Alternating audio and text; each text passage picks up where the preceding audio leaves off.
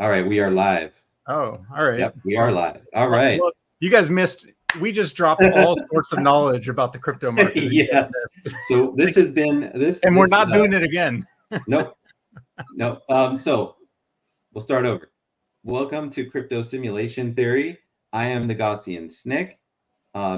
This is Jay, my guest today from Daily Crypto Analysis, also co-owner of Polarity Digital. And I would encourage you to check out links in the video description to see his channel, as well as Polarity Digital and Polarity Digital Pro, some awesome metrics for analyzing the market. And so today we're going to talk to you about all things crypto related. Would encourage you to post questions in the chat if you have any. And just a reminder to all of you that nothing we talk about here is to be considered financial advice. Neither Jay nor I are professional financial advisors, so you are encouraged to do your own research and form your own conclusions. We're just two guys chatting about the market. So welcome, Jay. Good to see you here. Nice to have you back on our technical difficulty-ridden live stream. Yeah, I mean, we already did a 20-minute stream there before you guys came on, so thinking that we were we've been talking about Bitcoin, thinking we're talking to you, and in fact we were just talking to each other. So we had a dress rehearsal. So I wanted to start off tonight by talking about Bitcoin, and I'm going to pull up the chart on the daily, and I'm going to discuss some things about it. So this is Bitcoin on the daily versus the US dollar, and we can see our nice pump that we had back in March to around 74K, 73 and a half, somewhere around there. And then ever since then, we've been kind of in this slow bleed down all the way. Most recently, I was actually watching this as it happened to just over 56K. And so a lot of people want to know, is the bottom in? You know, should I be DCAing into alts right now? Should I be buying Bitcoin? And so on like that. So I wanted to talk to you about some of my analysis and then get your thoughts. And of course, people are welcome to comment their thoughts as well. So what I've noticed is I've set up these moving averages that are a lot more current than simple moving averages. So I do like SMAs and EMAs, but I find that they can be quite lagging. So I've been experimenting by using something called a whole moving average, or HULL. And these tend to have more current data and less lagging based on their mathematical formula. And you can see that when things were really bullish, we had the 50-day HMA stacked above the 100-day HMA, stacked above the 200-day HMA. And that's usually what you want to see in a somewhat parabolic uptrend. As soon as we put in our top, we could see that the 50-day started to curl over. We crashed right through it. Tried to hold 100-day, crashed through that as well. Then we tried to back test the 100-day and the death cross of the 50-day and the 100-day. And then we just kind of chopped around holding support on the 200-day. That fell through. And we actually fell through the daily Gaussian channel. And then we fought with that for a while and then fell through that as well. Had a little tiny battle here at the bottom, had our drop, and now we came back up. And a lot of people are impressed by this bottom that just formed, thinking that this is the end of the downtrend and we're about to go off and be bullish again. And we formed the handle to the cup, in a cup on handle. So, and they may be right. We don't have any way of knowing. Jay and I are not psychics.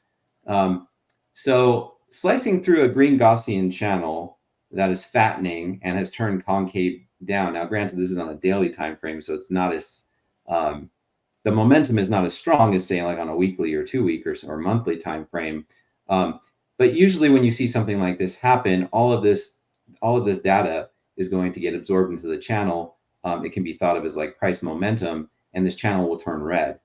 And you generally don't just slice right back through it when you have all of that negative momentum kind of coming in. On the daily, though, it can happen. So I want to rule it out completely. So my thoughts personally are I'm skeptical of this being a local bottom before another parabolic move by Bitcoin. I think at best we chop sideways for a little while, but I am still very much open-minded to the idea that we come down even further at some point to some volume support. I'm not going to turn on the VRVP right now, but there's some volume support, as you can see here, some horizontal support at 52K. That's kind of my optimistic scenario. And then I've had this red zone on my chart forever. This is between 45 and 50K, where there's a little bit more VRVP volume support. There's also some significant fib level in here as well. I don't know how much you subscribe to that, but yeah, my general thoughts are I'm kind of still leaning bearish, somewhat bearish.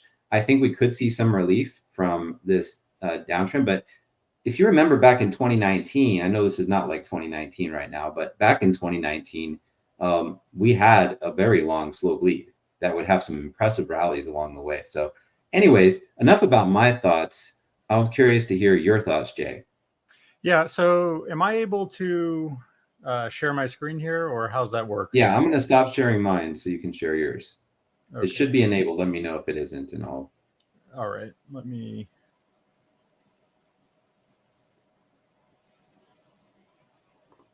Okay. Or do you need to bring it in, or can I bring it in? How's this work? I probably need to bring it in, but there it is. Yeah. So you were kind of talking about the visible range volume profile. Mm-hmm. And this is one of the charts that I like to look at a lot on this channel. And I think this is one of the advantages that Bitcoin gives us, I think, is, with on-chain, is the ability to, rather than trying to guess where holders of the asset are, located at. And this primarily applies to Bitcoin because the most development has been done for on-chain analysis. But this is kind of a superior version of the visible range volume profile.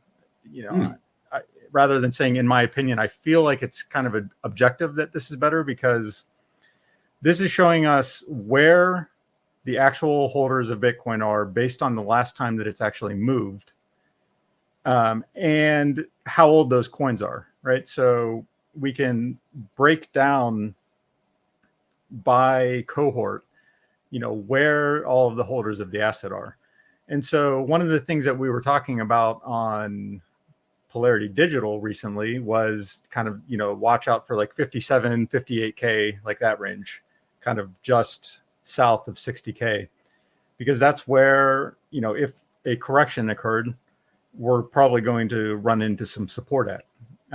And that's based on the holders, not based on necessarily where volume was, created at. So this is showing you, basically, you have at this level, for instance, 57.5K, you have around 100,000 coins that are sitting right there. So these coins are at least 2 to 3 years old, right? So we kind of suggested that, if a correction occurs, we might catch support around that range. And so rather than trying to guess what might be coming, which I typically don't do, unless it's like very obvious, like kind of early 2022, saying that, hey, it really looks like things are going to get dicey here based on the fact that interest rates are going up. I try not to do too much price prediction, because I think it's pretty difficult. I think there's just too many things going on to, say what's going to happen in the next month, for instance.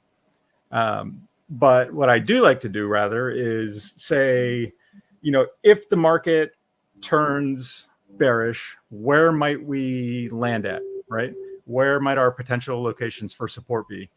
And so this was kind of telling us that right around that 58K level was a good, there's a high likelihood that we'll probably catch support around that range from 60K down to around 58K. Once you go south of there, then you're in. So basically, as the farther out that these come here, these values on the horizontal, or, the secondary y-axis over here, the farther out these come, it's identical to the visible range volume profile, in that the farther out it comes, the more technically the more support that's sitting right there. And so you have, like, to steal a term from the visible range volume profile, this is kind of a low volume node here, right? So in other words, there's just not many holders of Bitcoin. And that makes sense if we just come back in time, right? And look at past points here. notice that every time we're in this range from 57K down to around right here at around 49K, notice there's not a lot of action going on in that time. It shoots right through those ranges. So you can usually then suggest that if we do fall south of that 58K level, we're probably not going to, we're probably not going to be able to stay there for very long. We're probably going to shoot down to lower levels. And so the next obvious question is, well, what lower level might that be? And so we don't catch a lot of volume again, maybe some here at like 54K, but realistically down to like 51, starting at 52, 51, and then you get a lot more volume kind of down at this 49K. Now you'll notice there's blue and yellow. The blue are going to be your older coins, which tend to be much better support, much higher quality support. And your yellow coins are going to be 3 months to 6 months old. So technically those aren't even long-term holders, but the volume is so scant in this range that if we get rid of those, then, it kind of looks dire, right? There's just not much of a holder base to kind of prop the asset up.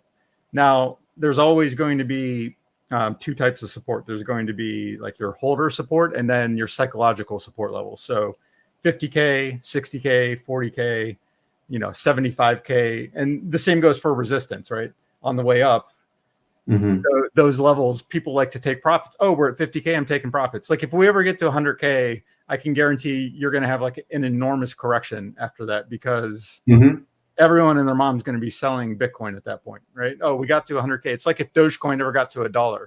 It probably never will because it's going to get wrecked by people trying to front run the $1 mark.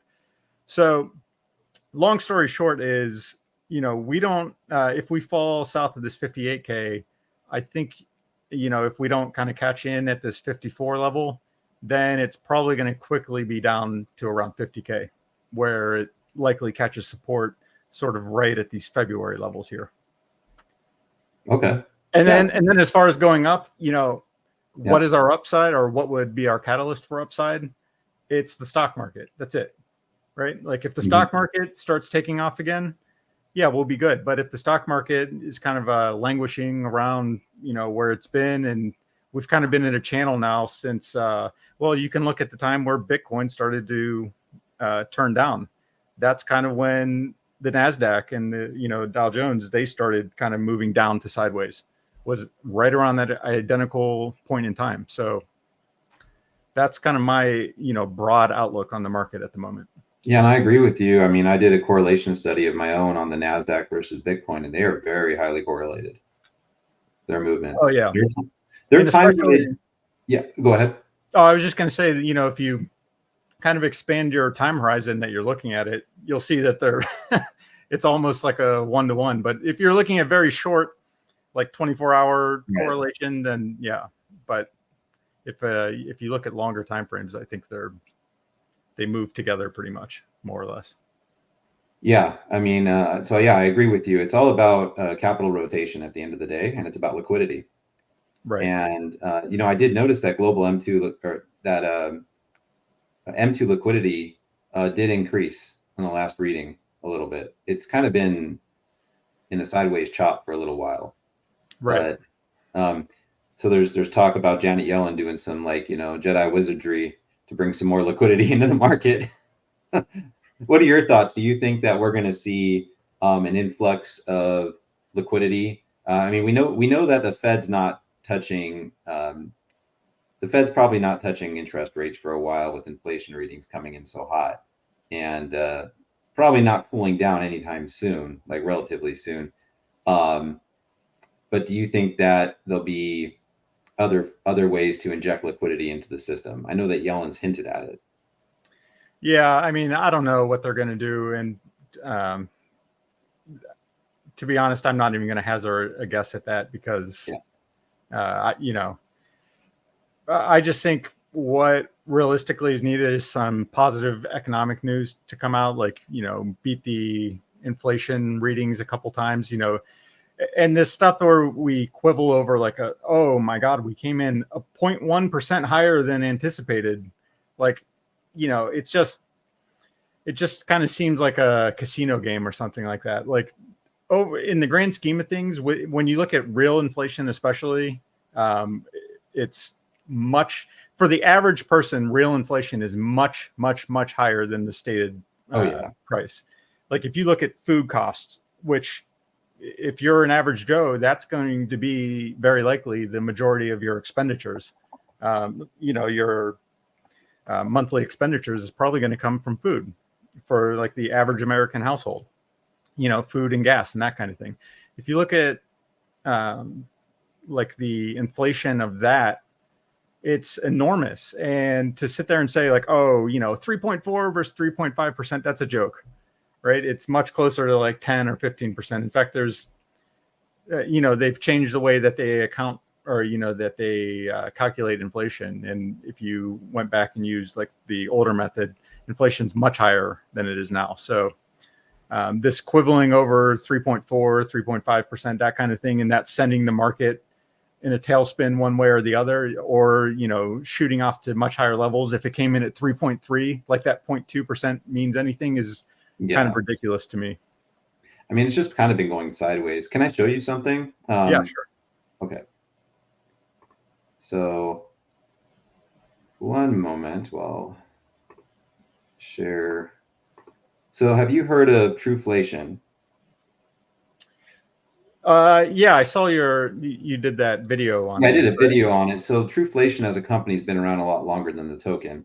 Token's just a governance token, so it's nothing that special right now. Although I am invested in it for full disclosure. So Truflation uses way more data than the Bureau of Labor and Statistics does, right? So they use, I think, BLS uses like, I want to say somewhere north of 80,000 data points. Truflation uses way, way more than that. Sure. And they actually break down what their calculated daily, what they call it their Truflation rate is. And they give you data daily and then break it down by category as well. So you can see food and beverage, housing, transportation, utilities, health, household daily items, and so on. So I guess like the reason I'm bringing this up is not so that we can sit here and like analyze inflation data, because I think that would be kind of boring, but to maybe analyze a narrative.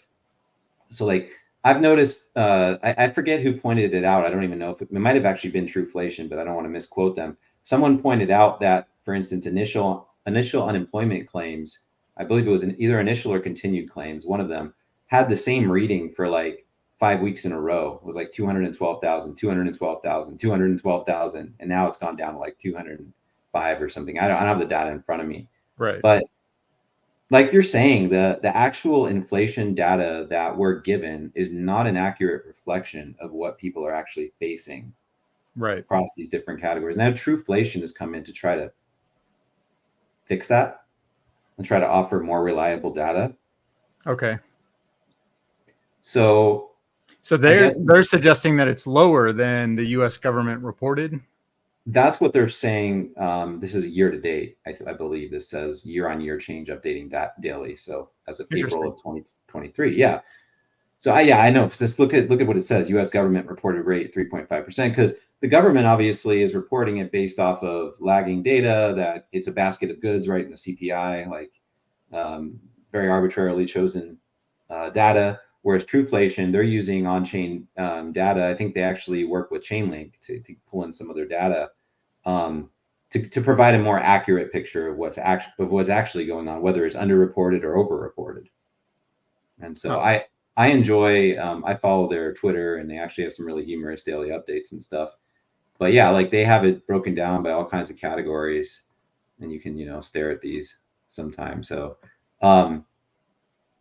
Yeah, so like I guess the question is, when we're given data from the Fed, how much of that is actually a narrative, right? I guess they're all narratives versus like people are actually experiencing, and then based on that difference, how is that reflected in the market? Does the market react on narratives, or do they react on what they're actually experiencing in their lives, or is it a combination of both? Well, it depends on what you mean by like the market, right? Like the Wall Street guys, pushing around hundreds of millions of dollars, billions of dollars, they're not, like the inflation rate of mansions in the Hamptons. Like that's what they're experiencing. It has nothing to do with what a guy make right, like making 50K, grinding out with 2 kids, like that kind of thing, and worrying about how he's going to pay for their college education. What they're experiencing is a completely different, ballpark than what the average guy is. So now, if we want to talk about the market, like that's typically when I hear market, that's what I'm thinking of, right? Like I don't think of retail investors as being the market. I think of, kingmakers in New York being the ones that are driving the market one way or the other, like your BlackRocks, those kind of guys. Yeah. So I don't know what your opinion is on that, but I think I know I agree with you. I think like the 99% by and large can't afford to invest much in the market and really move it in a meaningful way. right. I think, it's sort of like when you look at a project, like a small project, and you see who the whales are, right? You'll see like there's maybe like 10 to 15 whale wallets. And then you'll see like if you go on Dex Screener or Dex Tools, and then you'll see that there's this like really large percentage of other, right, that have less than a certain percentage of the supply. So I kind of look at the crypto market in general that way. So I agree with you. Not just crypto, but stocks as well. Yeah. Yeah, I think, sorry, my camera keeps. Yeah, I noticed you're kind of buzzing in and out. You're good now. We can see you clearly. Oh, there it goes again. I don't know what's up with this. It's probably tracking you. I think I have it. I don't know. Someone messed with it, and I think the settings are changed, so it's expecting me to be like in the center, and I have the frame like adjusted here. So yeah. Yeah, I don't even remember what were we talking about? Oh, it's all good, buddy. No, we were just saying that basically the top 1% are the ones who move the markets. And that, I think what I was saying was that if you look at like, just take a typical like small cap project or something and look at on Dex Screener, look at the wallets, of the whales, and you'll see that there's just a handful of whales usually, 50 out of thousands of holders. So who are the ones who can really move the market? Well, the thousands of holders are the ones who ultimately have the power, but they won't all act at the same time. Usually you're going to get a whale selling. I mean, that's typically what will kind of create your market tops are going to be like those guys dumping the asset. Now, a lot of times, first of all, just to address the main point, I think crypto, so it used to be Bitcoin was, and I think now that there's an ETF, I think this has become less true. But crypto, I think, is a really good weather vane for the liquidity of the retail investor. Mm-hmm. So, the better off those guys are doing, or at least that they perceive themselves to be doing, the better off you're going to see the crypto market doing. So, one of the things I mentioned last time, and I think this is still vitally important, is the fact that people have had to start paying back their student loans. And, student loans aren't cheap. Like, no. I look at my student loans and like, I just, I pay whatever, like I'm just like on a set schedule for paying them back. Because I always feel like if I put that lump sum towards those, well, my returns in the crypto market are going to outperform my expected, I guess I'm weighing my interest rate on my loans versus what I expect to make in the crypto market. So I don't just pay them lump sum because of that fact, because I feel like I will better utilize that money by putting it into the crypto market. But if you look at like granted, I went to med school, so that adds a whole new, but bottom line is my monthly payments on my student loans are enormous, right? So, I could see that this kind of thing just really is going to inhibit your average person's ability to kind of come into the crypto market in mass right now. And that's why we saw a lot of like the more quote unquote serious projects, I think, not doing that well. And we saw that ultimately it was a lot of your meme coins that were kind of outperforming meme coins and stuff like AI, right? Much, much smaller market cap coins. And I think that's because, just this, whatever we want to call what happened from the end of 2023 into the beginning of 2024, I don't think it was a kind of a true bull market, at least not in the sense that we've seen it in the prior market cycles. So I think crypto, to sum that up, crypto is a really good weather vane for kind of what's going on with the retail market. Obviously, if the stock market does well, I think crypto market will typically do well as well. But people just don't have a ton of free cash flowing all over the place right now. So I think that's kind of why we saw this blunted market cycle, especially with interest rates remaining high. That adds another cost for people. And like we said, it's these kind of costs that are hitting the average retail investor. And if they're not coming in, you're not going to see a lot of the crypto market go on this floored run like people want to see. Do you think that there's a possibility that the true bull market, like what we're used to seeing in the past few cycles, gets significantly delayed by these high interest rates? Or do you think that just as long as there's liquidity flowing, people will be irresponsible with their money and gamble away in crypto anyways, even with 550 basis point interest rates? Yeah, I think, I don't know how much let's put it this way. And this just kind of comes back to it. I think if the NASDAQ takes off again, we're going to see, because people, even your average retail investor probably has more money invested in the stock market than they do in the crypto market. Not everyone, lots of people don't. But just the feeling of the subjective feeling of feeling rich, I guess, or feeling much wealthier than you did 6 months ago, right? Or 3 months ago, or in the crypto market, from day to day, we feel much richer or poorer than we did the prior day, right? That subjective feeling can push the crypto market up, even if people aren't like cashing, even if they're not rotating their capital per se. Let's say the stock market goes up 20%. You look at your 401k, wow, that's up, that's way up. You look at your bank or your investment accounts, wow, that's up 20%.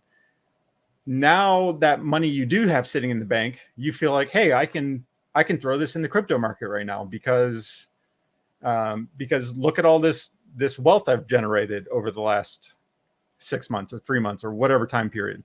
So that's why the stock market, just by itself moving up, can push the crypto market, even if people aren't cashing out.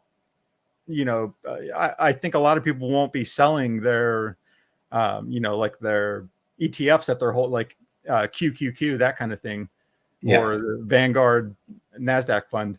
They're probably not going to be selling it, but just the fact that they feel richer can incite people to investing in the crypto market. So I think conversely, the stock market's tanking and now you feel much poorer. Well, the crypto market is so volatile that you're probably going to try and get out of that market if you don't have some kind of investment plan in place, and you've been able to anticipate that kind of thing. So I think that's why the stock market is so important for the crypto market is sort of like it's sort of like what you're saying is it's based on people's perceived wealth at any given point in time, not necessarily correlated with interest rates, because not everybody's going out and taking out loans. Right. Okay, fair enough. Yeah, I think that's a really smart take on the retail market. And I think that a lot of people who are worried, because there's narratives going around like, hey, altcoin season is not going to come around until the Fed starts cutting. And I've kind of like don't believe that narrative personally, because I don't think people are sitting there, glued to their screens. Oh, the Fed cut rates, let's go buy altcoins. I like what you're saying. It's more of perceived liquidity, like perceived wealth. Yeah, yeah. I mean, it all depends on like who we're talking about, because not everyone acts on the same motivations. I feel like your Wall Street investors, the types of analysis they're doing based on, what's the risk-free rate, right? That's going to weigh differently on them typically than it is your guy who has a net worth of $400,000, right? Like he's going to do things differently than someone controlling hundreds of millions of dollars of capital. They just have different motivations. So that interest rate ultimately might drive the stock market, but it's indirectly, I feel like, driving the crypto market. It's not a direct effect. Because 5%, what's the difference between 5% and 2% in the crypto market? It's nothing. 5% and 2% happen on a daily basis, like literally multiple times a day. The prices. No, you're right. Yeah. Yeah. The moves in crypto are way more volatile. Yeah. So speaking of correlations, I was wondering if I could ask you for your opinion on something. I'm going to pull a chart up, if that's okay with you. Yeah. Oh, yeah. All right, cool. Let's do this. If I can get my damn camera working. Yeah, you can mess around with that while I pull up my slide.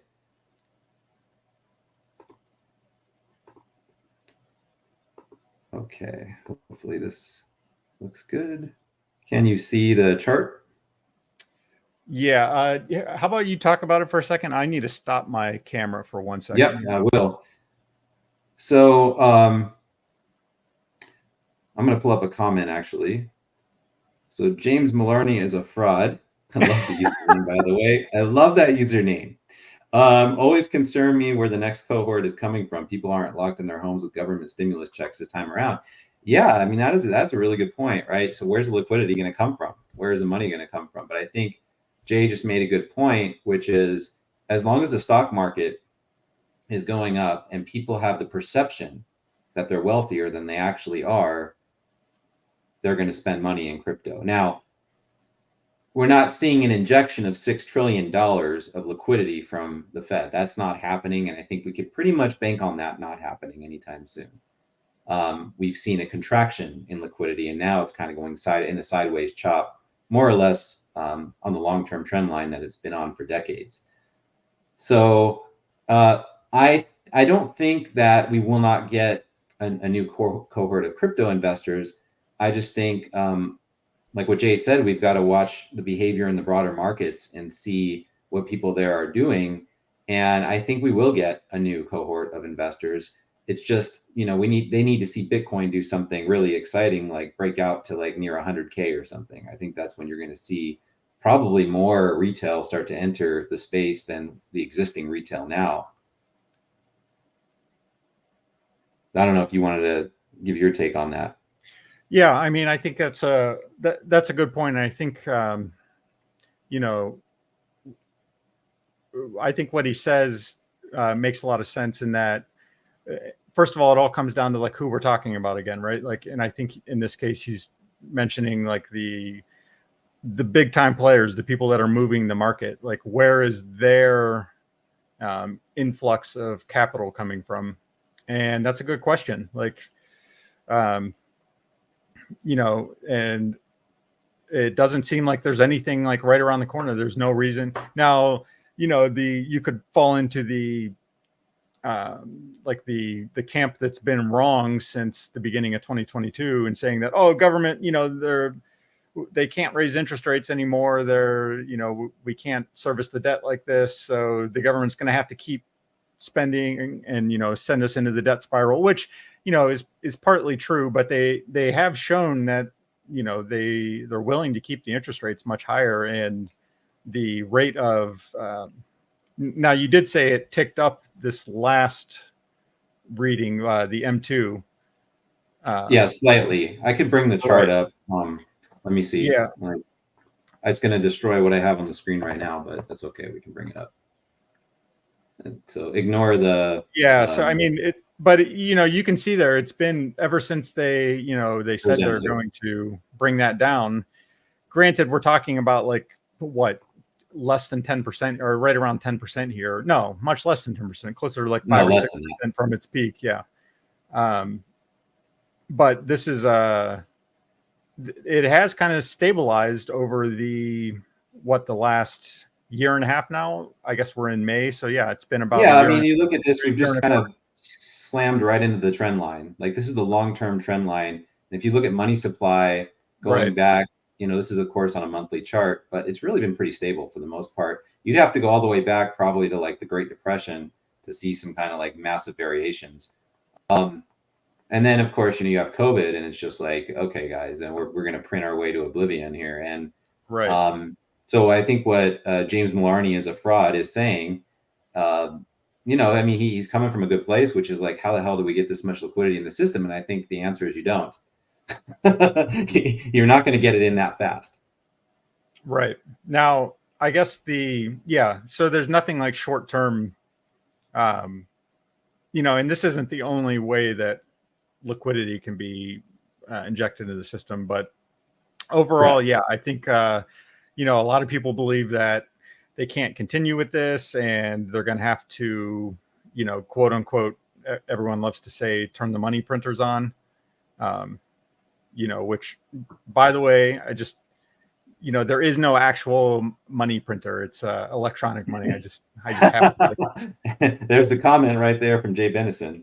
Oh, wait, where? How do I see those? Oh, you don't see it? I posted Oh, it. wait, no, I did see it before, but I don't see it now. It's on the screen. Okay. It's in comments. All right. Yeah. Yeah, I called it up on the screen. I know. I'm just being an ass. Like I'm sure that people know that, but yeah, I think we'll have to see how this plays out. Anytime you're in an election year, like that's another whole topic that I think I guess we could talk about, but probably avoiding politics is the best way to go on a crypto show. But yeah, I think he makes a good point. There's no definite source of liquidity coming into the market right now, so that will tend to have a downward effect on the market, unless, like they say, the money printer is turned on, but that takes time. So I'm seeing in the comments that people can't see the comments coming up on the stream. I see them just fine. So I'm wondering if it's a setting on my end with StreamYard. So for those of you who are listening to the stream right now, they're blaming your wife, apparently. Sample Rate said he's blaming your wife. Can you guys see the comment I just posted from Chocolate Bear about isn't the market still thinking a Fed rate cut is coming sometime this year? Oh, you know what it is, Jay? I think some of these people are tuned in on your stream. Oh, okay. That's probably why. Yeah. I mean, we'll just read the comments out loud. Yeah. So anyways, for those of you who are following on my stream, you should be able to see them. On Jay's, you might not be able to. So I guess I forgot to do this, but I don't have your link in the.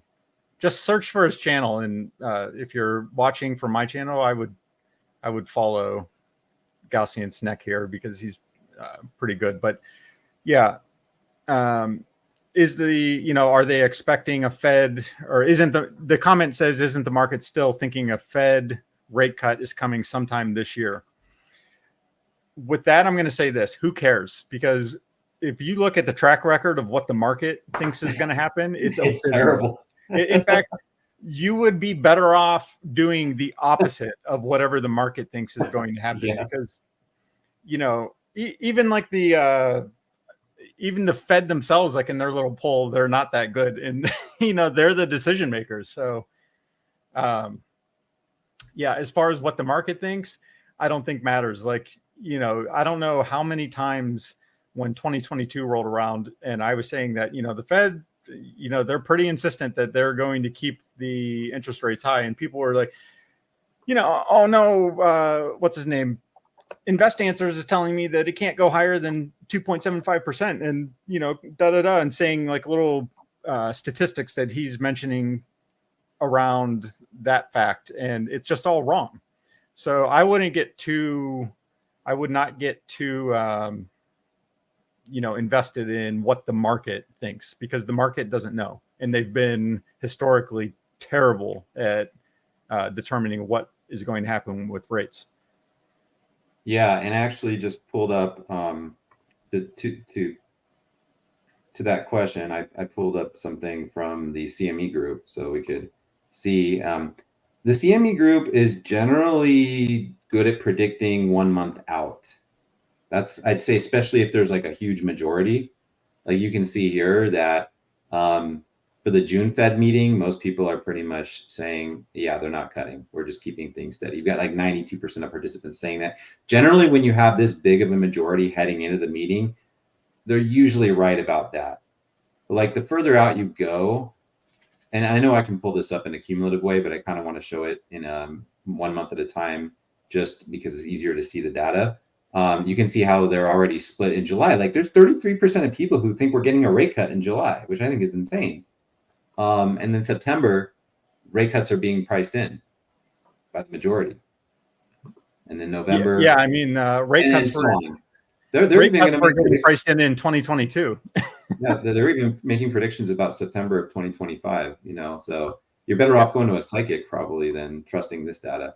But yeah, I mean, I think we can say it's a no-brainer that we're probably not getting cuts in June. That would be short of some like massive, you know, banking collapse spiral like what we saw in 2008. I don't see any reason why the Fed would cut rates this soon. Yeah, I mean, you know, when inflation's coming in, you know, higher than expected, I don't know why anyone would expect they're going to be cutting rates. Exactly. So I don't even think there's a whole lot more to say about that. Just, you know. Yeah, I don't think there really is either. So I'm going to go back to my original question I wanted to ask you. Let me pull it up, and before I share my screen, see if it. Yeah, okay. Just double checking that everything's still there. All right, perfect. We're going to go to the weekly. So I just recently did a video, probably one of the least popular videos on my channel at the moment, but I was kind of curious because when Bitcoin was falling, I was watching Bitcoin dominance, and this has been a metric I've been using to try to gauge kind of like when we might be rolling over into an altcoin season. Of course, there's more factors than just what is Bitcoin dominance doing, but Bitcoin dominance is kind of a reflection of where most of the money in the, you know, crypto market is at, since it usually is mostly in Bitcoin. So the orange choppy graph is Bitcoin dominance, and then this, you know, so with the scale over here on the left, sorry, right here on the left, that's the percentages, and then over on the right is Bitcoin price. So I did a correlation study on these, and I did a video on it to see like how correlated is dominance with Bitcoin price, because, you know, usually what you hear is that when Bitcoin price is dropping, dominance will be rising, and when Bitcoin price is rising very in a very volatile way, dominance will also be rising. So I decided to look at it on the daily time frame, the weekly time frame, and also I think I looked at it on the 2-week. I didn't find any meaningful correlations on like really low or really high time frames, but I did find something interesting on the weekly that I wanted to share with you. So this is the correlation study on Bitcoin versus dominance. And so just to kind of go over the what this means, any values at 0 would be a very high and negative correlation. So like 0% correlation. 50% would be in the middle, kind of like neither here nor there.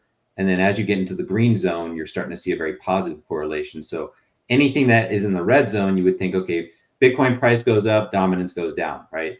In the green zone, Bitcoin price goes up, dominance goes up with it. So what I found really fascinating is we're currently in a period of very high correlation.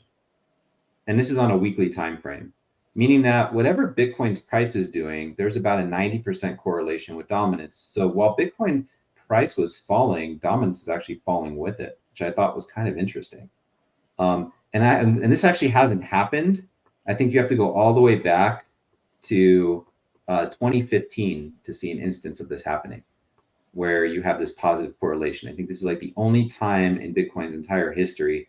Like I said, not the most popular video on my channel, but this is the only time in Bitcoin's history on the weekly time frame. Let me say one thing real quick. Sure. Typically when a video is not popular, that tends to mean that it was actually an important video that people should pay attention to, is from my experience. Yeah. That's what I think. If you did a correlation analysis between the importance of a video to someone's portfolio, to their actual ability to make money in the crypto market and how popular it is, they're negatively correlated. Yeah, seriously. Thank you. Thank you for giving me some validation in these studies. But you can see that from July of 2017, which was actually after a pretty significant moment, I think somewhere in, I think we had a pretty significant dip around that time. There was a very positive correlation with Bitcoin price and Bitcoin dominance until January of 2019. So that's a pretty long period of time. So I'm wondering, like, if we're entering into one of those periods now, where this is going to last for a really long time, and what implications that could have on trying to call an alt season. So like, I don't want to like overthink it either, but generally speaking, when the reason why people think when Bitcoin price drops in a very volatile way, dominance would go up is because people get spooked out and they start converting everything to Bitcoin or selling their altcoins, right? But we didn't see that happen this last drop to 56K. We actually saw Bitcoin price falling and dominance also falling. So what do you make of, what's your interpretation of Bitcoin dominance? How important of a metric do you think it is? What do you make of kind of like what you're seeing in this study in terms of people trying to get an idea of when altcoin season could be coming? Or do you think that maybe this is not the best metric to look at? Like, I just want to hear your thoughts. Yeah. So I don't know if this is, first of all, are you able to zoom out more there? So I could, I kind of wanted to see on the correlation. Yeah, I kind of wanted to see more of a, like that. Can you, put the price in a little bit more so I just want to see the times when, like bring that axis down. Yeah. So what our high correlation or positive high correlation was, like around July of 2017 till about January 2019, where we were at least above an 80% correlation. Right. Okay. Yeah. So and we seem to be entering into a region like that again now. The one thing I would suggest here is this is also highly dependent on market cycle. So you would probably expect it to be highly correlated during bull markets, true bull markets, and negatively correlated during bear markets and bear market rallies, especially. Because I think you're going to tend to find that, like a perfect example is 2019, right? Like, price was going, well, let me think. Price was going up and dominance should have been skyrocketing up with it, right? Like in orange here, that is our, let me pull up a different cursor, the cross cursor. Yeah. So this is when we entered into the red zone. It was July of 2019, and you were at a 0% correlation in November of 2019, and then just kind of coming out of that in January of 2020. Well, all right. Well, actually, this is kind of so dominance was rocketing during 2019 at the same time that the price was going up, while all the altcoins essentially were lagging behind during that time. So I'm actually surprised. I think it's the opposite of what I said there. I'm actually surprised because dominance was falling. Dominance should be falling during a bull market, actually, while price is going up. So they should be negatively correlated during a bull market and highly positively correlated during a bear market rally anyway. Yeah, right? we may have the scale. I may have the scale mixed up. It's possible. I'm because and I'll have to, in which case, make a new video. But yeah, if you I mean, it's possible that happened because if you look at the 2018 bear market, Bitcoin price was falling. Yeah, it just makes sense, right? Because like the price of Bitcoin is going up, right? Even though it's going up, all the altcoins are going up. Their inflated, basically fake market caps are skyrocketing up at a faster rate. So Bitcoin's price will be moving up while the altcoins are kind of outpacing. Yeah, and then here in the 2019 echo bubble rally, you can see dominance went up even more. Right. While Bitcoin price was going up. And it's interesting to see this chart kind of coming down. Again, these are just correlation coefficients. So at any given point in time. So yeah, I'll have to revisit this chart. But I guess like if we just close if we close that chart for now. Oops, I meant to actually close it, but whatever. Yeah. I think, correlation studies aside, what we're seeing here is something kind of like in 2019, right? We're seeing overall the price of Bitcoin going up and dominance going up with it. Right. Yeah, I think basically the ETF was, the altcoin market has not really done much. A lot of individual coins or sectors, I guess, have kind of rallied, like meme coins in particular, AI coins, quote unquote AI coins that have nothing to do with AI. Those have done well, but they haven't like done well for a prolonged period. So it's just been like moving the money around, like, okay, like this coin is up now, let's move it over here. And you have to remember, like these individual altcoins, it's just not,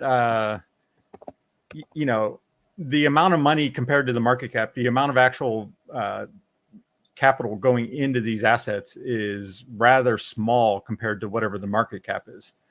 So look at that. Yeah.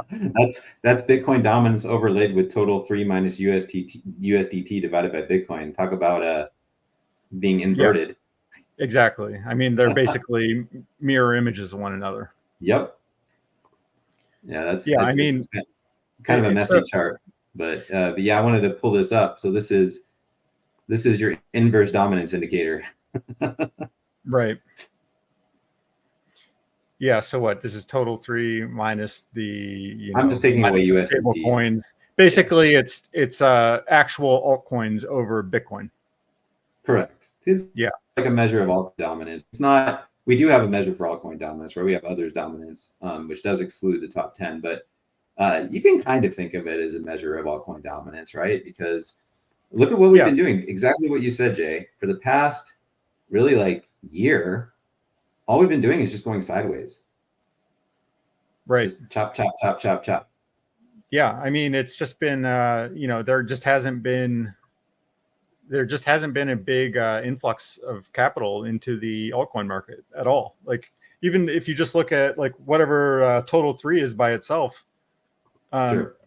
I think we were like 30 or 40% off of the prior all-time high, right? Or whatever it is. I don't know the exact number. I think it's around 30 or 40%. 29.18. So yeah, so 30%. And I mean, it just didn't even get that close. So I don't think I think that is right there. If you want to, who is your retail investor? There's your retail investor. And, this was not even close to what we saw back in like 2020. Right? We're not even that far above where we were in 2018 for that matter.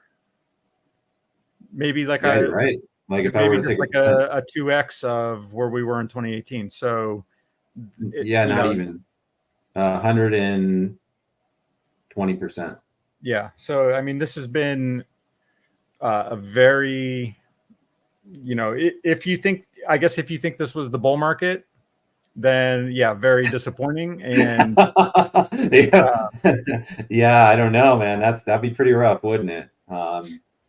But also let's step back. Let's look at the trees inside of the forest rather than missing them. We've had a small correction here, and the NASDAQ has pulled back a little bit. The Dow has pulled back a little bit. That doesn't mean the market is over, right? I'm not saying it's not. I'm not saying that we're not like going on a year-long or longer type drawback, but I think the market was way up, and I'm not talking about the crypto market. The equities market was way up. There's inflation data that kind of was on the shakier side, and there's the potential of a global conflict brewing. Yeah. People are naturally going to take a little step back. And, I personally, I'm not a geopolitical expert, but I think kind of what's happening in the Middle East may turn out to be a lot of hand waving, and probably, I don't think either of those entities want to really escalate that any further, because I don't think ultimately that's good for either of them. And so I think, hopefully that kind of comes to nothing. And once some of that stuff is out of the daily news cycle, I think, and we'll have to see what happens with inflation.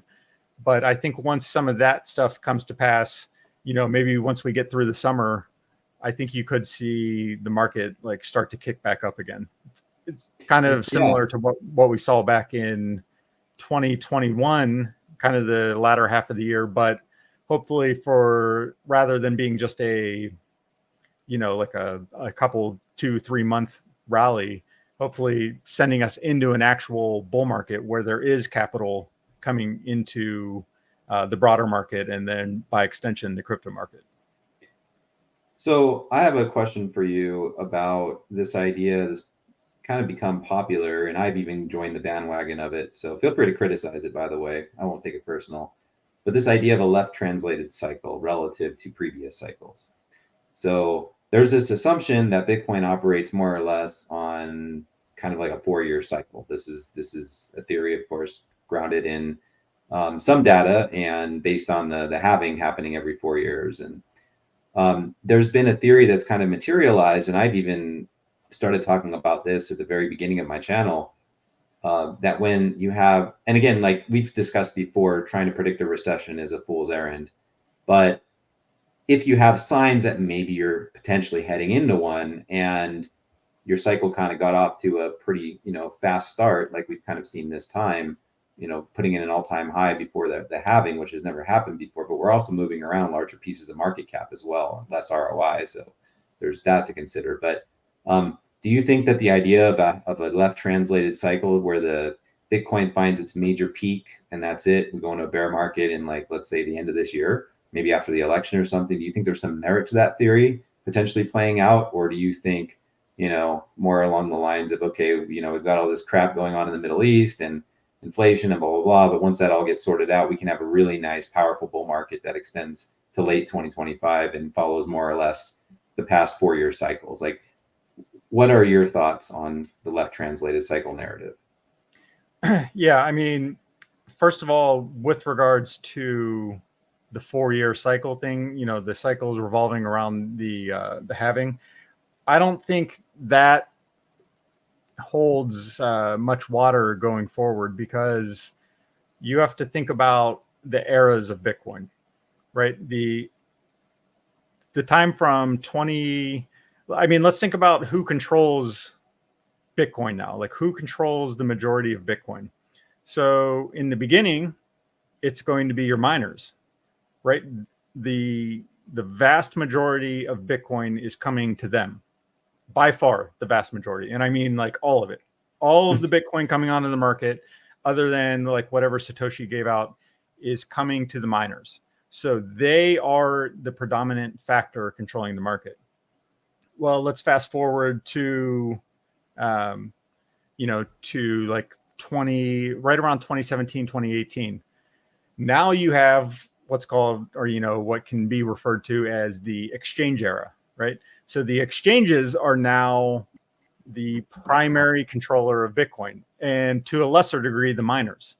Then once you have that third halving, now their rate is cut to such that they just are becoming increasingly irrelevant in the market. The percentage of Bitcoin coming to them is progressively less and less. And now that we've had this most recent halving, the percent of Bitcoin that goes to them is so small, and the percent of Bitcoin controlled by exchanges and now institutions, especially with the advent of the ETF, you can think of it as 3 distinct eras. you had first the miner era, then kind of a transition point where you had the miners and the exchanges controlling Bitcoin. Then you had like from 2018 to 2019, the exchange era. And now with things like Tesla coming in, MicroStrategy and others, and now especially with the ETF, you can think of it as we're transitioning into the institutional era now. So as we move farther and farther from that 2010 to 2016 period where the miners controlled Bitcoin, their relevance and therefore the 4-year cycle's relevance become increasingly less impactful. So I just simply don't think that it's a narrative that people talk about, and therefore, like some TA, I think certain TA, I think is or has a justification behind it, and other TA is only there as a self-fulfilling prophecy because traders believe in it. It has an action. Yeah. And I think that the idea of the 4-year cycle is similar in that matter. So with the institutional era being here with ETFs and BlackRock controlling an increasing amount of Bitcoin, you got MicroStrategy growing their bag, and Ethereum presumably will jump on board here in the US at some point, and maybe even more assets. We get more and more institutionalized. I think it becomes kind of harder to identify cycles, and that we just kind of have moments where we're moving up and moments where we're going down and moments where we're going sideways, and it almost behaves a little bit like tech stocks. Yeah, I think it sucks, honestly. I'm not eagerly anticipating the institutions getting into the Bitcoin game. I think your parabolic rallies are by and large going to go by the wayside. I think your kind of these massive returns that can be made, especially in the big crypto assets, I think that's all going to kind of get washed out because those guys are not in the game of, this isn't always true, but they're not in the game of riding out bubbles, right? They want to get out, or they want to create the bubble. They don't want to be, at the mercy of a bunch of, guys saying "when Lambo" on Twitter. So yeah, I mean, I think how do you think we're already in that environment and we just don't know it yet, or you think maybe that it's still a couple years away? What's your estimation for when the market starts to behave in this more fractured way, like you're talking about, cycles breaking up, basically? Yeah, I think to an extent you're already seeing it in that, there's a high level of correlation now between the stock market. I mean, you can almost look to the day when the stock market kind of started moving sideways to down.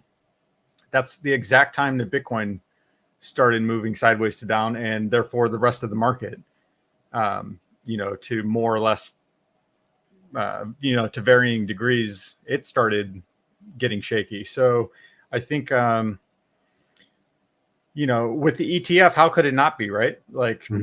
You have you have people making their decisions now in a vast, people.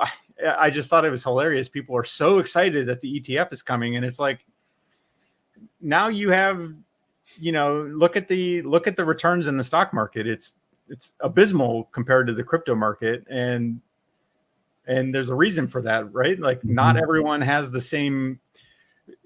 Part of the great thing about the crypto market is you can study the retail investor. You can literally study investor psychology. And here's this, it's a pure form of it. And that's what we had in the crypto market.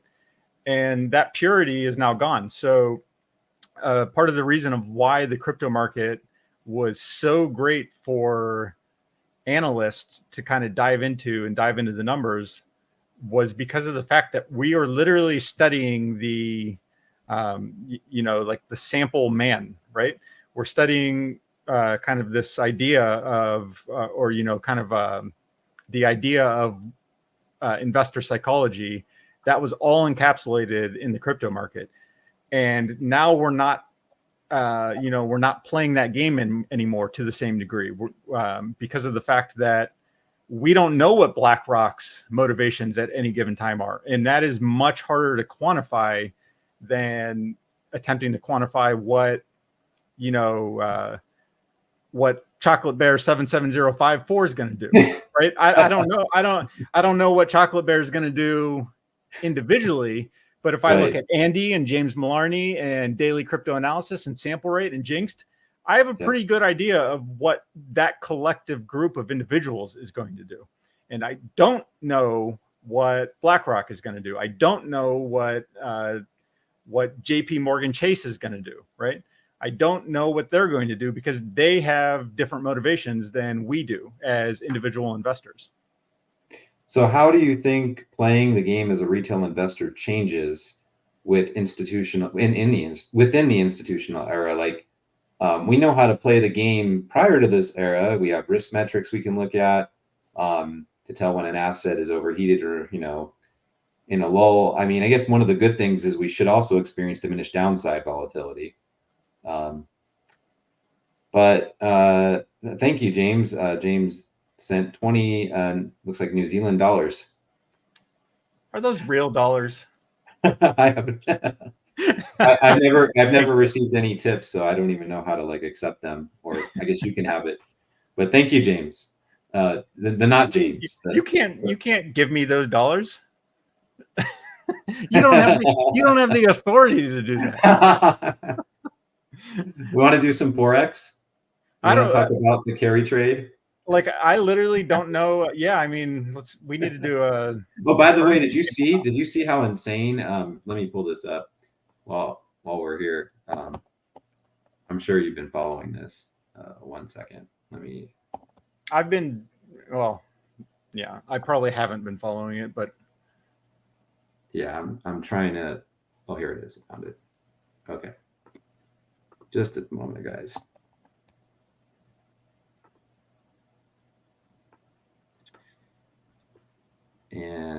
Or maybe I want to look at it the other way. It's USD JPY. Yeah, here it is. Yep, that's what I want to look at. Okay, let me share my screen.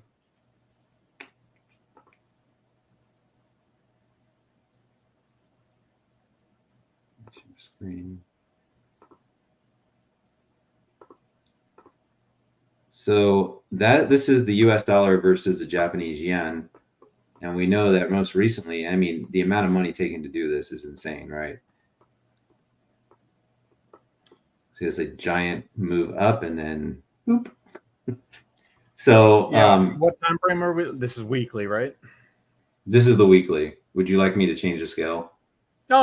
I just I didn't see what time frame. Okay. Yeah, it's perfect. So what's your take on the carry trade? If you think back to 2008, the collapse of was it Bear Stearns? There was some interesting stuff going on in Forex at that time, right? Now I'm not a Forex expert by any means. I don't spend a lot of time looking at currency markets, but I do think what's happening in currency markets is directly relevant to what ends up happening in crypto, right? Wouldn't you agree with that? Yeah, I mean, it's you're basically it's the DXY is essentially a measure of kind of perceived global risk. I feel like, as everything, as everything in the global economy kind of seems rosy and great, and everyone's getting along, and so on and so forth, DXY will start to plummet. And when things look terrible and everyone's scared that we're going to World War III, well, all of a sudden, holding that Turkish lira doesn't look so good anymore. So, well, yeah, especially because everything's denominated in US dollars anyways. Right. Yeah. So I look at, this kind of thing as, like you, I'm no Forex expert, but I just look at the DXY as kind of being an encapsulation of perceived, whatever it's kind of a mix of what's going on, because it's a basket of currencies that the DXY uses, like the Swedish, franc, or I can't remember what the hell the Swedish currency is called. Yeah, I don't remember all the currencies. Yeah, it's like the the yen. It's like European or the euro. I think it's like 10 currencies or something like that. So it's basically looking at all of these economies, looking at their their interest rates, and kind of a lot of the problem has been the fact that the U.S. has been raising interest rates and Japan wasn't. So it's like, why the hell would you want to be holding yen when you could be holding USD and getting yield? So it's kind of a complex dance that the DXY does, but a lot of it comes down to those two things, like what's the safest currency and what currency can you be holding to get yield from. And so you start to see that when foreign investment isn't looking as attractive, your DXY starts to move up. And when foreign investment, is in a place where, people want to be putting their money into emerging economies, you tend to see the US dollar start to fall in those cases. And something else that came up in a discussion I had with somebody about it was indirectly related to Forex, but let me just take this off the screen real quick. Apologize for the noise in the background. Someone's trying to FaceTime. 1 second, Paul. Mute that. No, this is my wife's iPad Pro. I guess we can blame our wives for everything today, right? Yep. You for the streaming quality, me for this noise that won't stop. My wife's not even in town right now, so I don't know. No, it's not her fault. It was someone. It from probably is her fault. I blame her too. It's your wife's.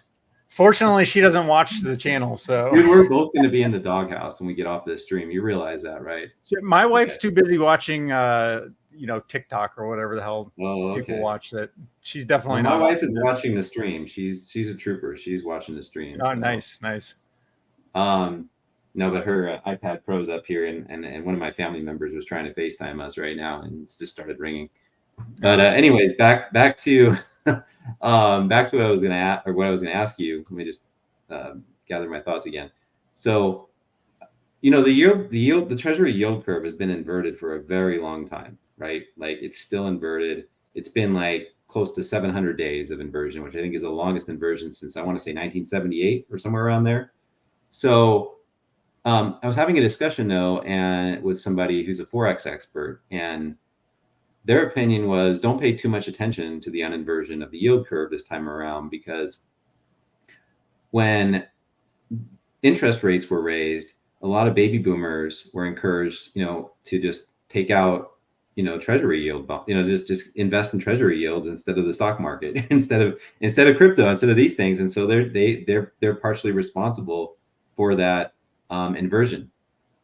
And that it's probably going to take a very long time for the uninversion to play out, and that will not necessarily be a leading indicator of a recession like it has been in the past. I know that the creator of it, Stephen Hanke, I believe, has even said so himself. Like, guys, my indicator might be wrong this time. Like Claudia Somm, she came out and even said something similar about her own indicator. Well, I mean, this is unrelated, but calling it someone's indicator is like saying that the 4 minus 2 equals 2 indicator is my indicator, right? Like, it's a simple piece of arithmetic, right? Like subtracting one thing from another. It's not like, in fact, the things are the same thing. It's like one time frame of yield versus another time frame of yield. So I just think it's funny that people have these like named indicators when it's, anyways.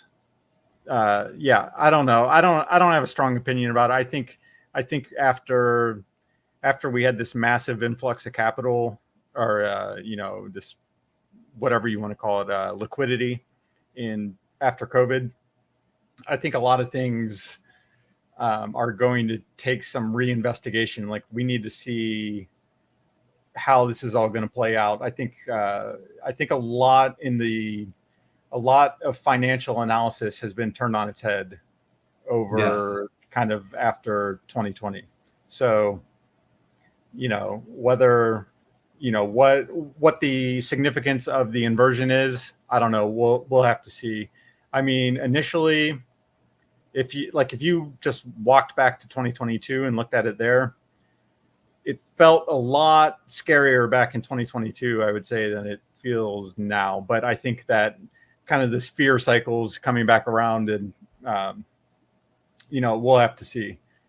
Yeah, and there's a talk of one of the talk of the town now is, and I've been kind of open-minded to this idea, but that maybe stagflation is potentially entering back in, and I think it's a little too early to call it, just because we had one quarter of GDP coming in. I think it was a pretty significant drop in quarter one compared to quarter four of last year. Right. I don't remember what the exact numbers were off the top of my head, but inflation rising, GDP contracting, job openings going down, unemployment barely trickling up. And so you're seeing some people call for stagflation and saying we're going to enter into a time period like the 70s again.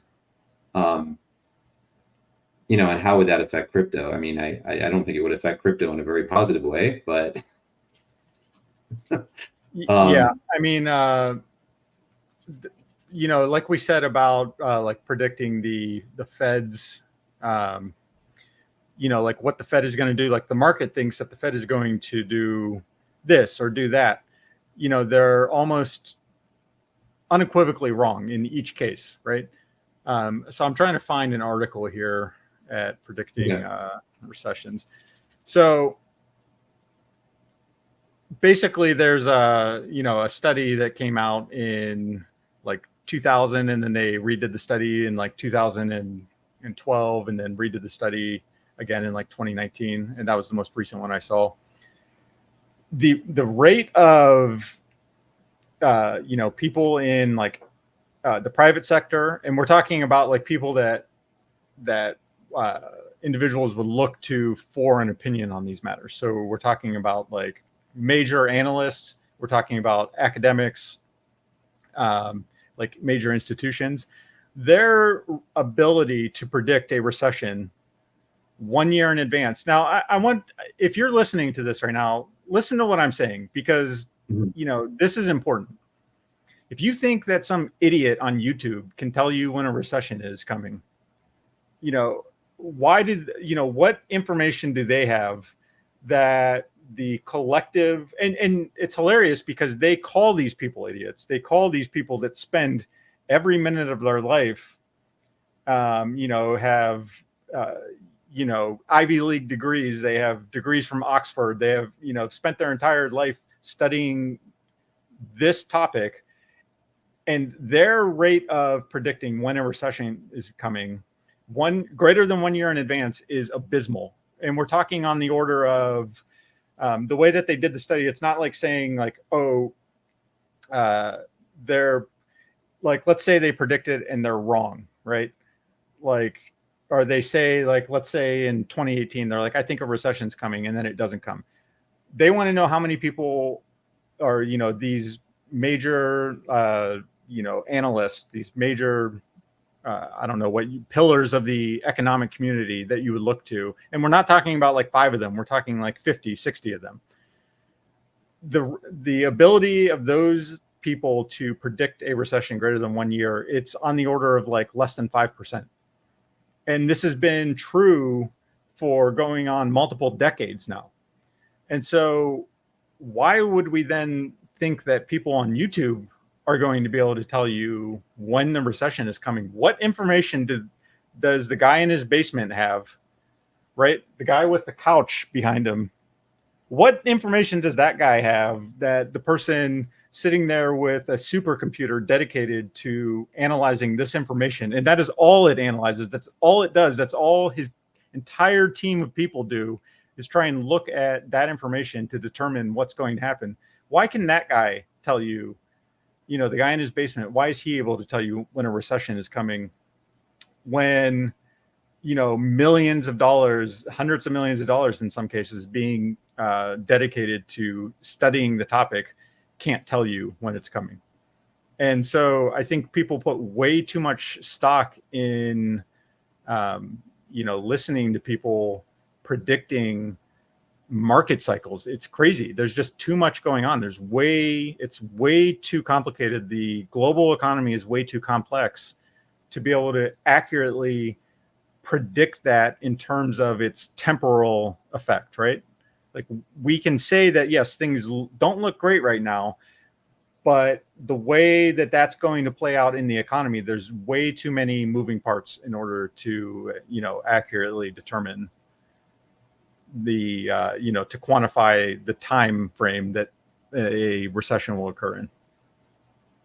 Yeah, well said. It's fun to speculate, but the truth is, like, who could have saw COVID coming, right? Like, that just kind of came out of nowhere and threw us into the most unusual recession, I think, that we've ever seen in our lifetime. Yeah, what, like a 1 month recession or something like that? Yeah, right? 1 or 2 month recession. I mean, had the Fed not printed $6 trillion of liquidity, I'm sure it would have gone longer than that. But yeah, we've been going longer. We've been going for an hour and 20 minutes. So I think might be a good time to maybe take some comments from our audience members and then kind of wrap things up. Yeah, so actually the sample rate up here asked something back at 10:53, if you're able to see. Yep, I see it. Do you guys think that with the institutional involvement in Bitcoin and the effect it will have, retail will move more heavily into altcoins? That's a really good question. I'll let you take that first, Jay. Yeah, I mean, I think, I don't think, let me pull up it. Are we able to? Yeah, go ahead. I can share your screen again if you want. Yeah. Let me know when you're ready.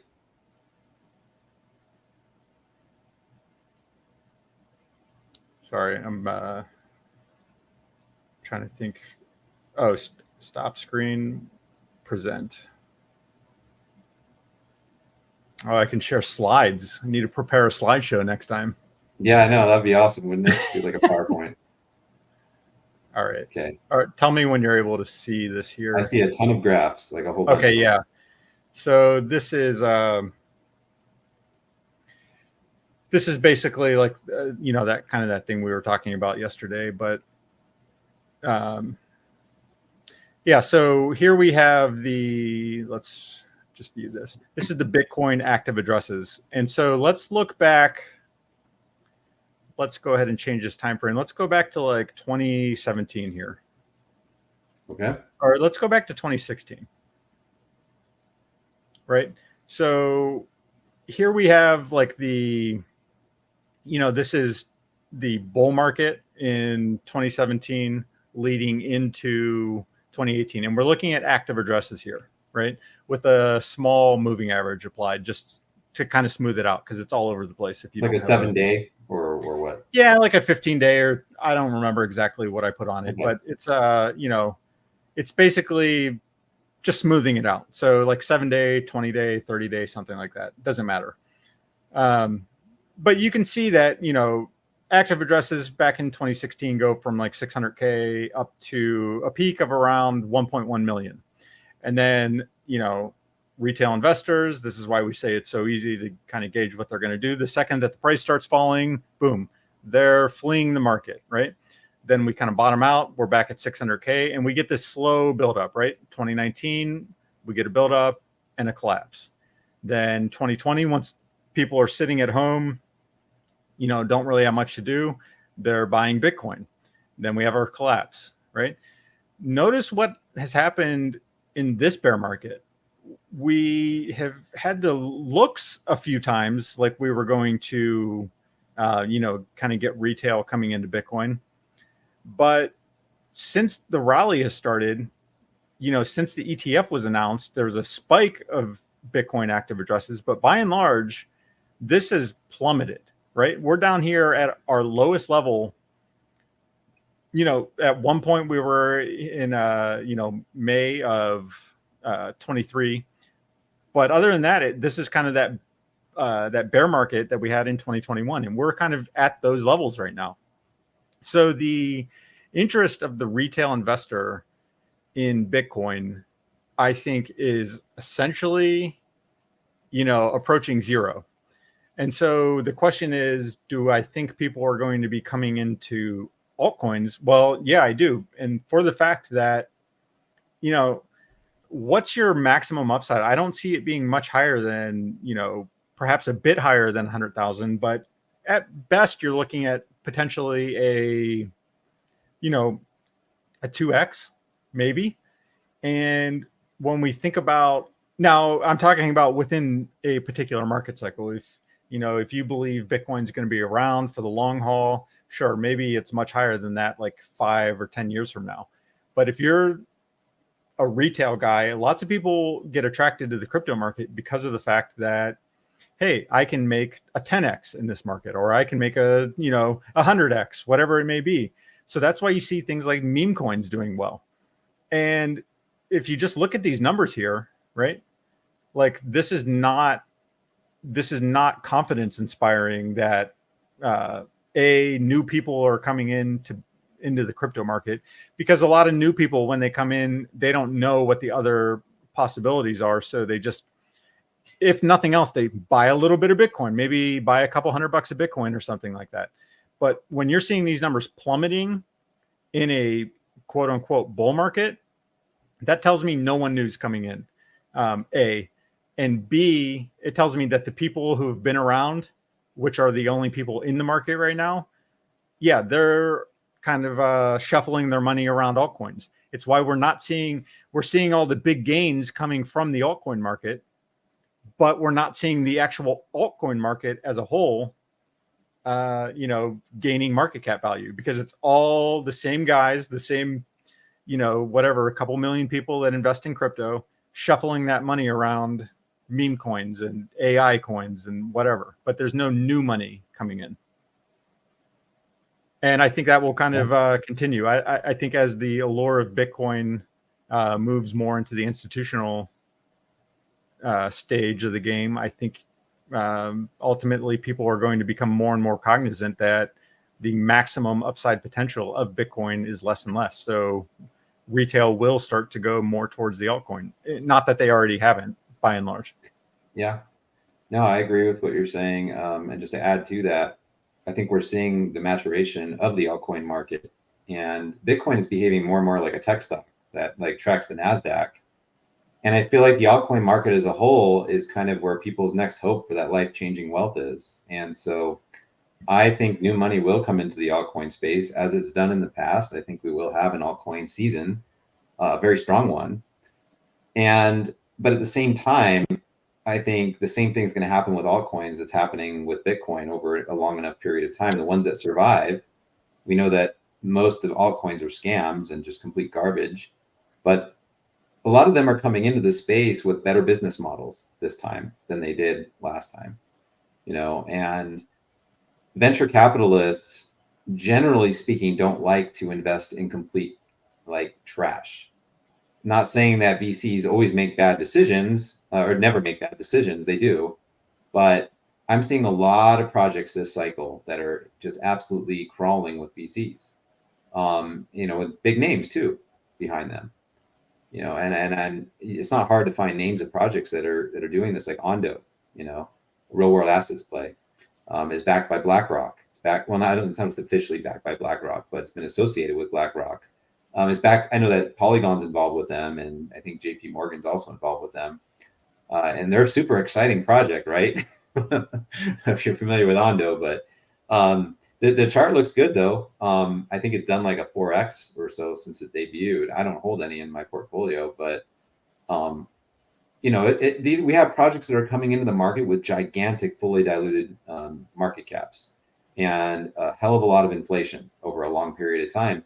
And they're offering incentives to holders to lock up their assets for 4 years and earn yield and earn voting rights in a future DAO, like Aerodrome and Velodrome Finance. Aerodrome is a AMM on Base, and Velodrome is an AMM on top of Optimism, which is on top of Base. And they have they are offering people to lock up their tokens for anywhere from 1 to 4 years, earn yield, and then earn voting rights in their DAO. So this would be kind of unthinkable 4 years ago. So I think what I'm trying to get at is that just as you've seen Bitcoin mature into an institutional asset, I think you're going to see projects, the so-called altcoin space, start to develop a life of its own, and you'll start to see diminishing returns really hit the altcoin space. It's already happening. I mean, if you have a project coming in with an initial valuation of 50 or $100 million, good luck seeing a 10,000x out of that. It just ain't going to happen. So I still think that there are really large returns to be made in the altcoin market, but I feel like as the years go by, it's going to get harder and harder. Not only is it going to be harder to make those life-changing gains, but as the space gets more regulated, it's going to be harder for newer projects to come in and really establish themselves in the space. There'll always be scams. I mean, the Solana altcoin season the Solana Dex Casino is always open for business. The base Dex Casino, the base casino is open as well, for people who truly want to just gamble their money away and have like a 99.999% chance of losing it. But yeah, I think I agree with what Jay said, and just to add to that, I think the altcoin space as a whole is maturing and it's becoming something that people hopefully will be able to take a little more seriously. Yeah, I mean, we'll have to see. In our last stream, I kind of gave my opinion on that, and it hasn't changed. Nothing. I'm less optimistic about a lot of the altcoin market, but we'll see. James Malarney is a fraud, one of our favorite users here because he has the coolest username. And that's my point from before. To get new users, we need Bitcoin in the news, preferably above $100,000 to make all news to get new users. What do you think? I mean, is 100K that magic number that's going to entice retail, or do you think they'll come in before that on the way to 100K? I think that will be a boon to the market, but ultimately I think people need, money sloshing around in their bank account that they feel like they can spend in order to really see the crypto market take off. He just added that we need this as a headline on CNN, Fox, MSNBC, Coinbase match. Yeah, he's right. Coinbase. So there's this idea that when Coinbase is trending on Google, that's usually like a top signal when it's like number one. I think you can add it into the mix of top signals possibly when you start seeing crypto more and more in the mainstream news or lamestream news. Yeah, I mean, it's because it means that your people that have no idea what they're doing are most people in the crypto market have no idea what they're doing, but that's definitely an indication that people that don't know anything about crypto are coming in, right? That's when your scammers in Discord start to pick up, like that kind of thing, like sending cold calls out to, or, cold messages out to everyone in the Discord, hoping to scam people. Because, people that don't know the game are starting to come into the market and they're buying things like Dogecoin. So it's why when we tend to see that those are the coins that are rallying, that's kind of your good indication that the market's coming to a head, at least temporarily. Yeah, definitely. And James, the fraudulent James says he's balls deep in Ondo and also balls deep in AIOZ. No, AIOZ has done really well this cycle. I don't own any of that either because apparently I don't like to pick up good projects in my portfolio. Let's see. I think one thing, sample rate said, something about 85% of tokens unreleased. That can matter. What time that was at? Do you have a timestamp on that? Yeah, 11/12. 11/12. Okay. Yeah, that can matter, but I think people put way too much stock in that because when you're in a market rally, who gives a shit what the unlock rate is going to be in 2027, right? Like, who cares? Right. It doesn't matter. People put way too much stock into, on my channel, pretty much everything I do is long-term, but it's more like swing long term. In other words, like you're looking to the bear market to be acquiring, but in the bull market, you're actively looking to unload. And your token unlock rate 3 years from now is meaningless in the next 3 to 6 months, which is the time frame that a bull market plays out in, like the real parabolic phase of the market. So losing sight of that fact, or saying that this project, I would never touch it because of XYZ, there may be some merit in that, but I think you have to consider the fact that in the long term, most crypto projects have no long-term future, right? Because of the fact that there's going to be technology replacement over time. So worrying what the inflation rate of a coin over the next 6 years is going to be, is more. Now, if you're considering it like at the very beginning of a bear market, maybe there's something to be said for that. But if you're looking at like a new coin in its first market cycle, it's almost meaningless. What happens 5 to 10 years from now has nothing to do with what happens over the next 6 months. Yeah, that's a great point, and one that I've had to actually kind of personally acknowledge. There was a fatal mistake on my part, and I'm happy to publicly acknowledge it, to not invest in Aerodrome at 7-8 cents. I made a video on it, and I didn't put money in it because I looked at the token vesting schedule, and I didn't like what I saw. But clearly, I was wrong. Aero ended up doing like almost a 30x after I made my video.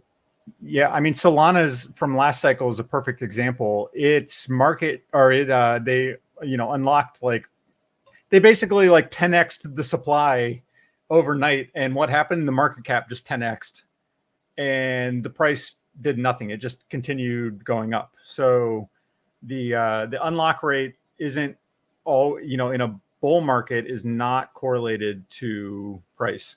In fact, usually the coins with the worst tokenomics are going to be your altcoins, and those ones are going to tend to do, they're going to tend to do really well in the bull market and then terribly in the bear market. And so it's highly correlated in the bear market and, not that relevant at all inside of an individual bull market. Now, if you think we're in a bear market, then that lends a lot more credence to Ondo, or to your point, sample rate, regarding Ondo, in that if you think we're heading into a bull market, yeah, that unlock rate becomes much more relevant, because then you're looking at, like, suppose it was your supposition that it's going to take us years to get back to the next bull market. Well, now that unlock rate, that those 85% of coins that are withheld, once the next bull market comes around, then 50-60% of those are unlocked, and you're not going to get back to the all-time highs from this cycle, very likely. So it all depends on your stance on the market. Yeah, I generally agree. Inflation's a lot more important in the bear market than it is during the bull market. And then Andy put a good point here, that as long as people invest based on narrative rather than what these tokens actually do, then there's no such thing as alt market maturity. I mean, I think like what I'm talking about is more like 5 to 10 years down the road. When I say altcoin market maturity, I'm talking about actual companies that are producing stuff. I mean, I hope that the crypto space is more than just 99% pure speculation for the next 5 to 10 years. That would be rather disappointing if we never produce anything of substance other than Bitcoin. And Ethereum, which itself is riddled with issues. So, but I do agree that narrative moves everything during a bull market. It's all about fundamentals, not fundamentals. Fundamentals don't mean squat in a bull market. It's just about flashy, shiny objects and who's going where, and you just follow that narrative until it dies. Yeah, I mean, in my opinion, the only things that the crypto market actually does is enables the crypto market so far. Like, we talk about like, what it does. Well, almost all of it does nothing. It just enables more crypto market, right? Like, why do we love Solana? Or, why do people love Solana? Oh, because it enables me to do crypto market faster. It doesn't enable you to do anything else in the world. It just enables you to, theoretically trade crypto assets faster. So, until things actually start to do things, then I'm going to remain skeptical of, the altcoin market. And it's why I don't heavily look into fundamentals anymore, because I'm only interested in kind of the investor psychology side of it at this point. Until, fundamentals start to matter, I don't really care about them, because I just don't see, sure, certain things have theoretical potential behind them, but at the end of the day, everything that's actually being used is just being used because it enables crypto markets. So crypto begets crypto in this case. Yeah, I agree with you. I mean, I've seen some promise come out of places like Gala with Gala Film. You have people running nodes to power their network, and they have a bunch of TV series that have come out, and people can kind of interact with the TV series and with NFTs and stuff. I mean, it's still a money grab at the end of the day. I mean, let's not kid ourselves, but at least they're doing something fun and interesting, like that you can actually participate in and have a good time with, while maybe you make some money. But yeah, there's a question here. People from your channel, I'm assuming, it could be from my channel too, I'm not sure, love to rag on Ben and James. So into the Cockverse. Cockverse told me Ethereum's going home to $400. So let's take a look at Ethereum and see. And to your first point, Prez, yes, AI coins are by and large useless junk. Like almost all of them have no actual AI application. I'm not going to put all of them into that, but the majority of them don't. Like if you look at like what a blockchain actually is, like, the limitations of a blockchain, you'll quickly realize why a app actually on the blockchain cannot be related to AI. So it in almost all cases, it has to be some type of application that's hosted off the blockchain, that, you're using the token as some type of like gate pass to use the AI technology. So, I don't know if anyone understands what I'm talking about there. Ethereum? What's that? No, I think they do. Yeah, I mean, I agree with you. For the AI technology to actually work the way it's intended to work, we're many, many years away from that. I mean, I think it will happen in our lifetime. We'll see some useful stuff, roll out, maybe out of the crypto space, but it's all speculation right now, like speculative garbage, right? So for Ethereum to go to $400, that would be an 87% drop from here. I don't think that's likely at all to happen. I'm thinking more 2,200 maybe, worst case. What are your thoughts, Jay? For what? So I don't know if you can see where the comment on the screen. Into the Cryptoverse told me, or as they say, Into the Coctoverse told me Ethereum is going home to $400. Maybe not a popular opinion, but I was already kind of, an Ethereum villain. I try to not be overly vocal about it because people get real butthurt when you talk bad about Ethereum.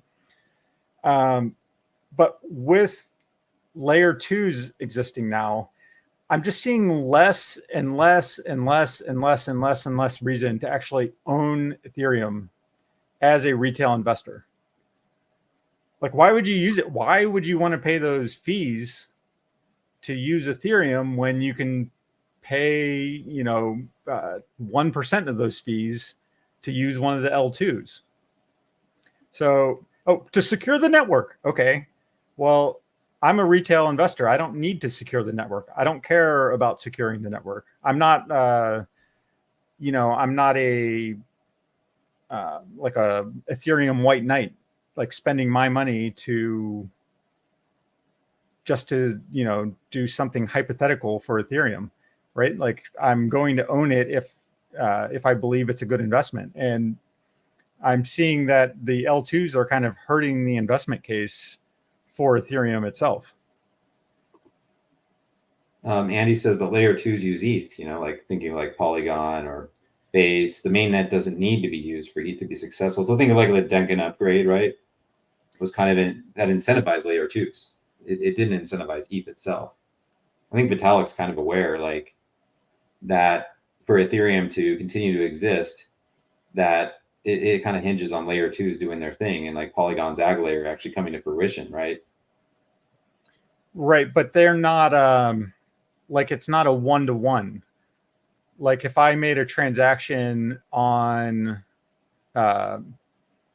if I made a transaction on Ethereum prior to L2's existing, right? Like the amount, the net gain to ETH, I don't think is the same. In other words,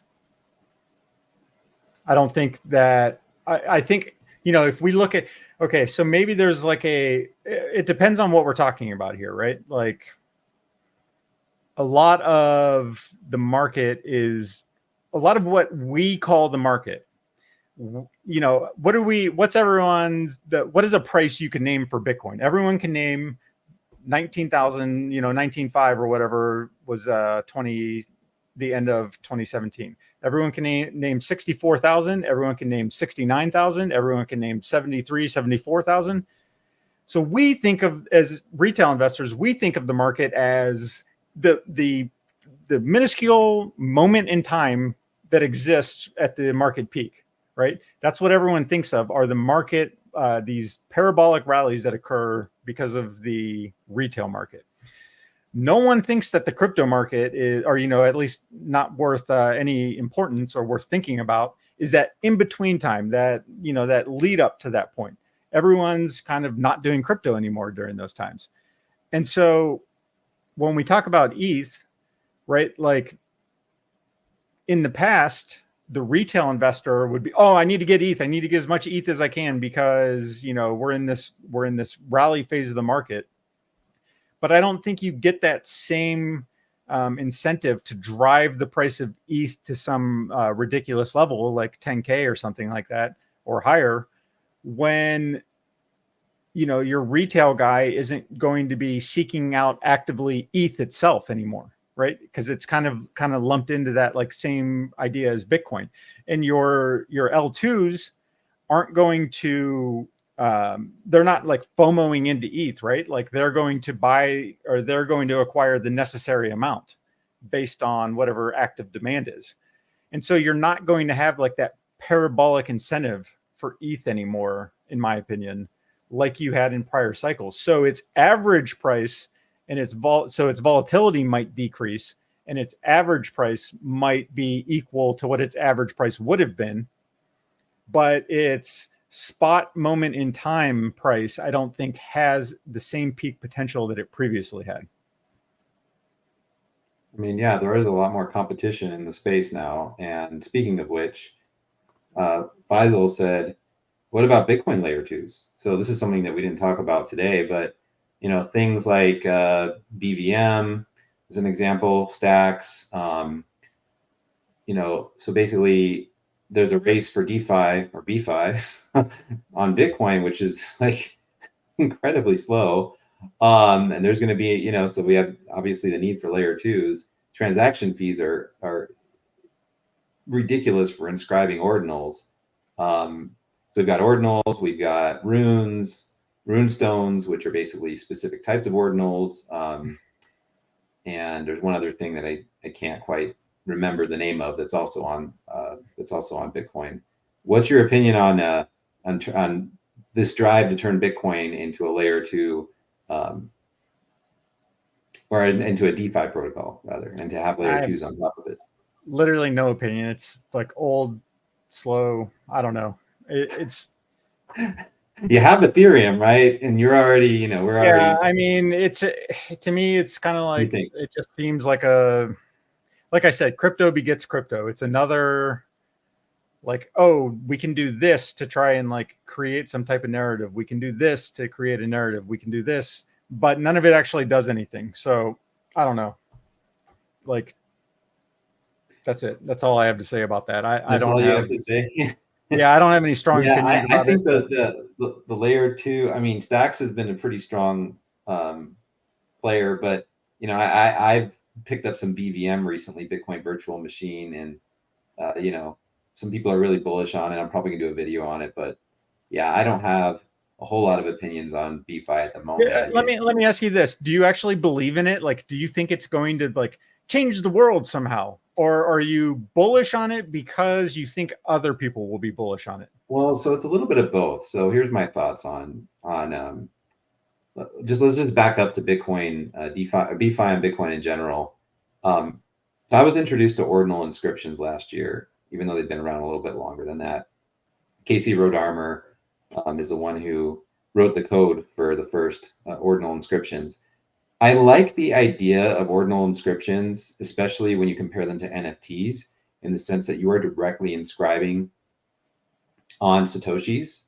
You know, this is not something that is existing kind of on its own, like a Magic Eden or OpenSea or something like that. So there's this idea of immutability that ordinal inscriptions have, that you don't see necessarily with NFT smart contracts. You know, they basically depend on the fungibility of the underlying token. So I thought it was kind of a cool concept, to be honest with you, and it's turned into a little bit of another paradise for scams. Unfortunately, like seems like every new invention in crypto just turns into like 99% scams.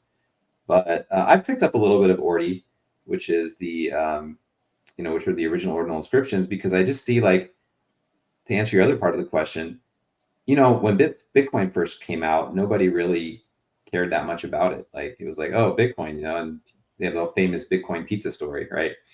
People were giving away Bitcoins, like here, you can have some, like these are worthless pieces of shit. But later on, they end up being wrong about that. So I look at ordinals as kind of like Bitcoin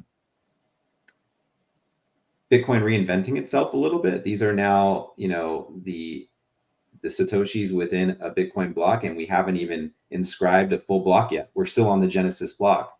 So, and we know that people in crypto are very collection minded. Like they like to think in terms of, oh, this is old, this has some value, you know, like that's the idea behind like really popular NFT collections.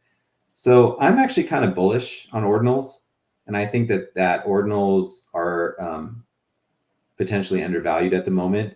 I'd like to see a little more organization from the space kind of emerge.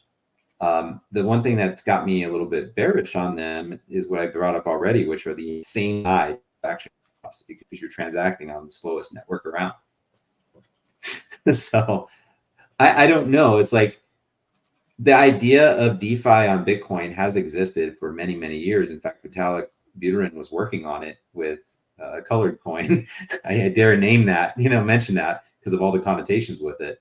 And I know that he actually stopped working on Bitcoin partly because of the resistance to DeFi on Bitcoin. So it hasn't been around long enough for me to have a solid opinion on it, but I am speculating on it right now.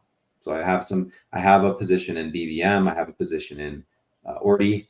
I even have a tiny position in Doji, which is ordinals on Dogecoin. So we'll see. Could all end up going to zero for all I know, but I'm speculating on it. I see people are inscribing entire music albums and books and stuff on there. So I kind of see what they're getting at. It's like immutable ownership to your work, and you don't have to answer to some company and pay them royalties. So I kind of see like the point, but the cost of it and the complexity of it right now is a little bit of a problem. So that's my opinion.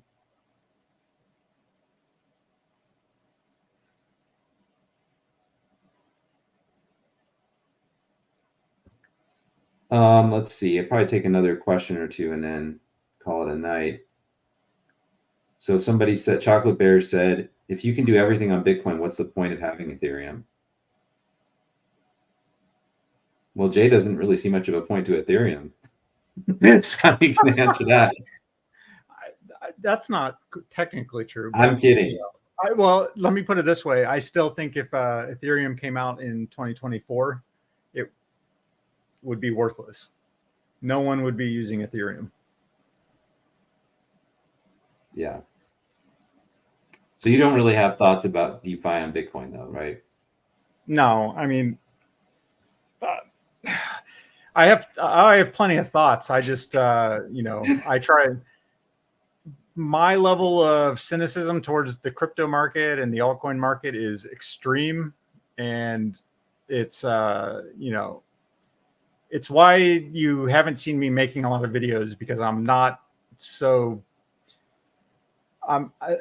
thrilled with the state of the crypto market. Let's put it that way.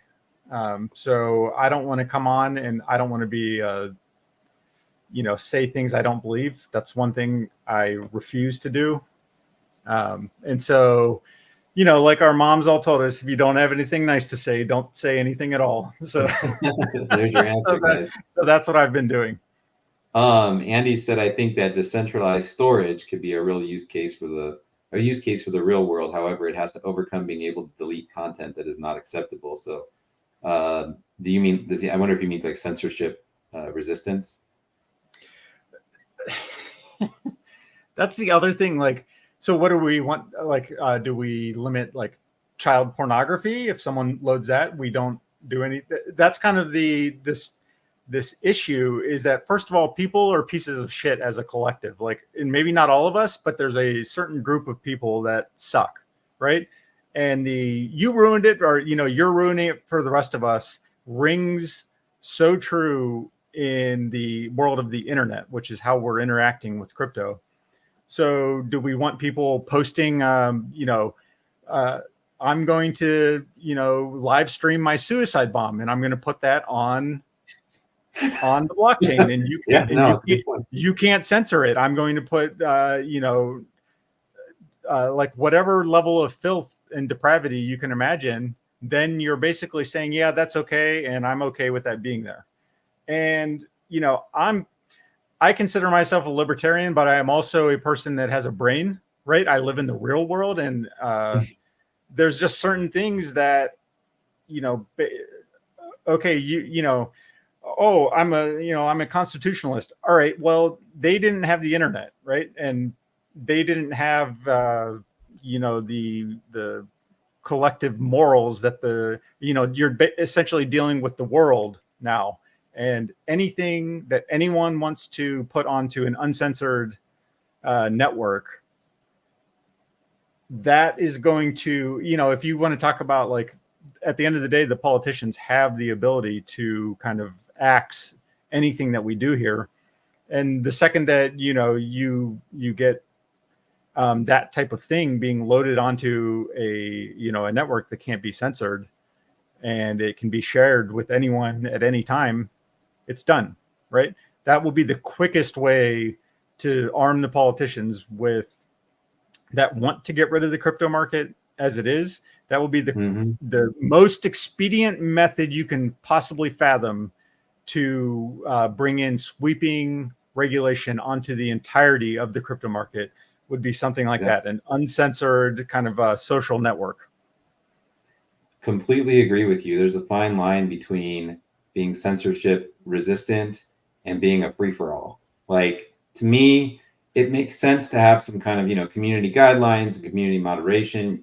I've seen this within the image generation community. So one of the projects that I used to be invested in, image generation AI, or Imagine AI, Imogen AI, I have the bot in my Telegram group. It's fun to play with. But they have a not safe for work option, and they're the most censorship resistant decentralized image generation software out there that I'm aware of, next to maybe Eve AI, which is image generation for porn images. But yeah, I mean, it's like, where do you draw the line, right? Like, I think we have to be careful not to take decentralization as an excuse to just allow a basic complete free for all for everything, because then you get into such a gray area, where, like you said, regulators have an excuse now to say crypto is a danger, an inherent danger to humanity, and we need to shut it down, right? So you'll get some extreme regulation and pushback against that. So yeah, and I mean, then you can, like, you could even extend it to, like, it becomes a danger to individuals, because then you can, like, you can start, people make like these, like, revenge sex tapes, that kind of thing, and you can post someone's like, basically a major risk to their continued existence on the planet because, you can shame people into whatever. There's just a million ways that a censorship resistant network can just be disastrous. And, it essentially allows you, from a libertarian standpoint, it allows you to infringe on people's freedoms, and so I just don't think that is if you hate the crypto market, in fact, that's something that you should advocate for, because that will be the quickest way to end the crypto market, I feel like. Yes. I couldn't agree more with that. Be careful what you wish for. That's all I'll say. So this person's opinion on BitTensor, and I don't know if you want to talk about. I don't really have much of one. I was researching a layer 2 on BitTensor called Oat. It had like a 5% buy and 5% sale tax, and it just looked like a scam to me. I was in their Telegram. I'm not terribly trusting a BitTensor at the moment. I don't know a lot about it, so that's about all I can say right now. I want to make sure that if I'm going to talk about something, I'm a little more caught up to speed with it, and I don't know a lot about BitTensor. Do you? Yeah, I know their token's called Tau. Yeah, it's probably of the AI tokens that exist, it's one of the decentralized cloud computing, right?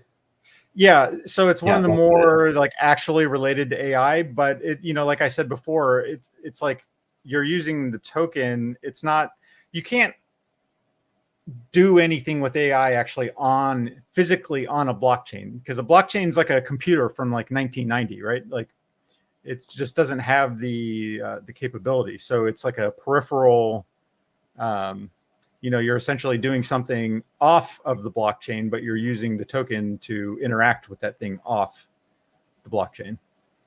So, but as far as tokenomics, like I don't have any, I think in particular, I always talk about this, the crypto market. If you're looking at something right now, if you're thinking about investing in an asset right now because of what it's going to do 10 years from now, I think that's crazy. Yeah. Especially with AI, because the way that field is evolving, whatever technology you're using right now is trash compared to what it's going to be in 4 years. And so no one's going to give a shit about Tau in 4 to 5 years from now. I can almost guarantee you that. So it's a in the moment type of thing. And all of the things that are coming down the pipeline in AI are going to, completely kind of replace whatever is out there right now, just by necessity, by the fact that the technology is so rapidly changing and you already have this infrastructure built around it. So it's not that easy to just like transition into the new thing that's out. And so, with that said, Tau might be a bit different in that sense because of what it's doing. But, most of the other AI technology out there is just, it's not going to be relevant in several years from now. Yeah. I mean, I feel like, and I'm kind of the big picture thinking. Praz kind of speaks for many people in the chat, which is this pessimism and cynicism that's honestly it's valid, right? I mean, crypto has produced a lot of pure shit and garbage over the past decade and a half compared to what legit companies that are on the stock market have been producing. And even they're producing some crap too. So I think it's valid to be cynical about the crypto market, but this sentiment does worry me a little bit, because at some point crypto needs to produce something useful other than Bitcoin. I feel like if it doesn't, then I just can't see this market existing in its current state forever. So when I talk about the altcoin renaissance and about projects producing stuff that might actually be useful, I'm not doing that in the sense that I am necessarily invested in all these companies. I agree with you. Trying to invest in like an AI coin, thinking that it's going to be around in 5 to 10 years or produce anything of use is going to be a great idea. I agree with that. But I have a hard time staying motivated in crypto if I think that the space is just complete garbage and that, I'm going to get scammed and rugged and all this stuff. So I like to look for projects that are at least doing something interesting. and maybe they won't produce anything of use in the next few years, but I have to believe in something to stay invested in this space.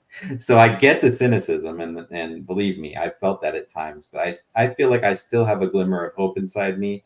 Maybe that will get killed, but I'm going to hold on to the little bit that I have.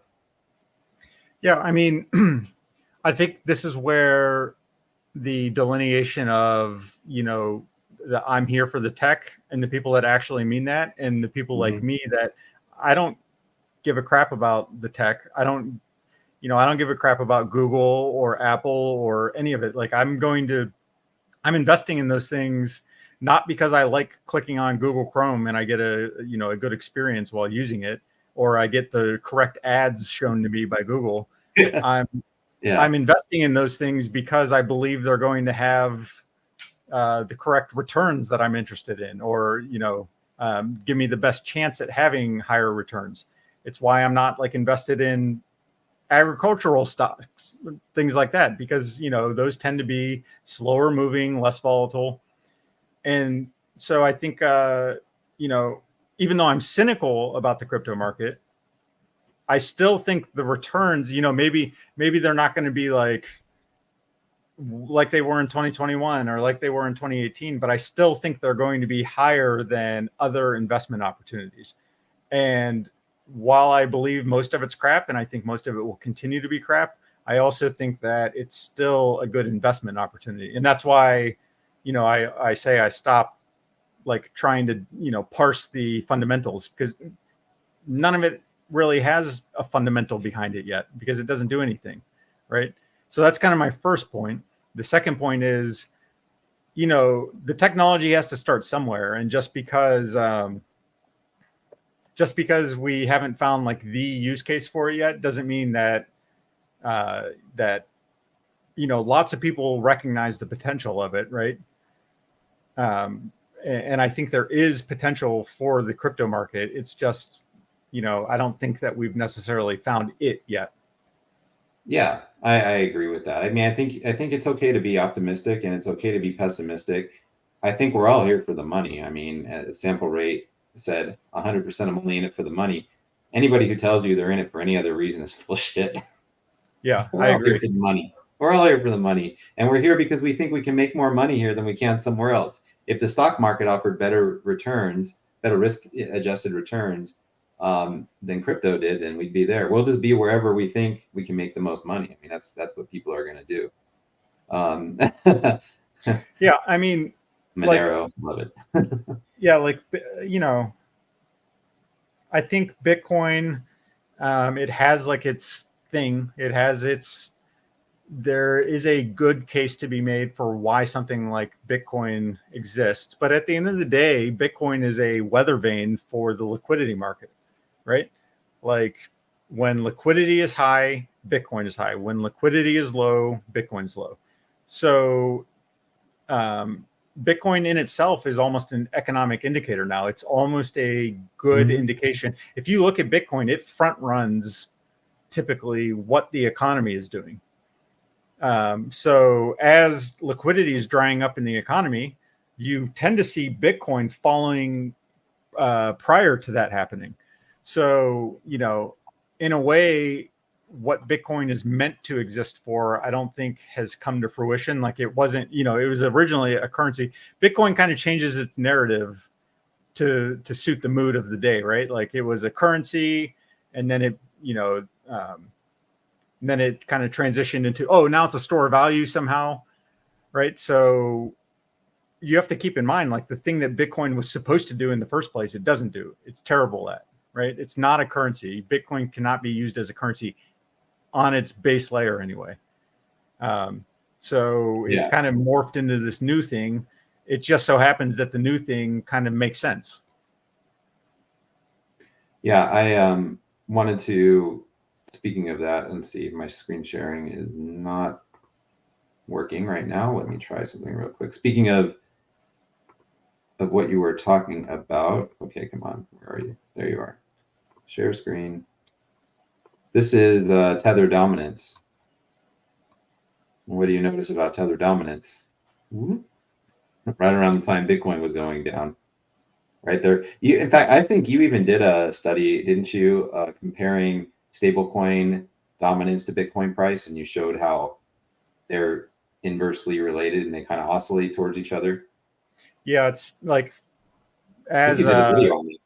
Yeah, I've talked about this in a couple of videos. It's just like, because of the fact that, as stablecoins kind of build up on the sidelines, that is relative to the crypto market, people can then kind of mobilize that money into the market. And when the stablecoins kind of dry up relative to the crypto market, you're much more likely to see kind of a market top coming. And that's exactly what you're seeing. That's exactly what we saw, and the market top even looked like this. Just if you do one over if you do 1 divided by USDT dominance, I'll bet you it's going to look just like Bitcoin, more or less. Yeah, I mean, if pretty much, if you look on my trading view, I have I'm just looking at it here. You don't need to pull it up or anything, but I have I have that chart made like 15 different times, and like I was going to make a video and just never did because I hate making videos. So you hate making videos. Yeah, no better way to market your channel. But I've thought about, I have that chart and like 20 different metrics around it made all over my trading view, like 20 different tabs open, and they're all that chart basically in different versions. So nice. Yeah, that is a powerful metric, I think, tracking what the state of the stablecoin market is relative to the overall size of the crypto market. Absolutely. And it pretty much told the story of our pump that we had exactly as it played out. It got real severe actually this cycle. Like the size of the crypto market relative to the size of the stablecoin market, or at least the size of Bitcoin relative to the size of the stablecoin market, got into a really precarious spot this cycle. Like it was at levels that were just screaming that a top was coming. Yep. And it came. All right. Well, I think we've been streaming for over 2 hours now, so I'm probably going to wrap things up here. Thank you to our audience for participating and joining in on our somewhat cynical talk about crypto, but we have a little glimmer of hope. Maybe things can turn around. I hope all of us make some money. That is why we're here. Let's be honest. And I just want to remind all of you that anything that Jay and I talked about tonight was not intended to be financial advice. So always do your own research before you make any financial decisions, and don't rely on what 2 random guys on YouTube are saying. Yeah, so that being said, please be sure to follow. If you're one of my followers and you're joining for the first time, maybe you're not familiar with Jay. He's one of the most honest, knowledgeable guys in crypto. So follow his channel, DCA. I have a link in the video description. Go check out Polarity Digital Pro. I've also got links to my channel in the video description if you're following from Jay's channel. And would encourage you to join my Telegram group, the Snack Pit. So where I'm in there every day posting charts and stuff. So a lot of fun.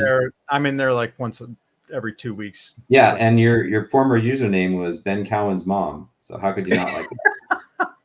I don't know. When you first showed up, I was like, "Who is this guy? Ben Cowan's mom? Is this a troll?" And then I realized it was you. And I was like, "Oh my god!" I can neither confirm nor deny that. I don't think Ben will be having us as guests on his show. No, probably not. It's all good though. We got our own thing going. So, all right, folks. Well, I think that's about it. Thanks again for joining us, and we will see you again in a future stream.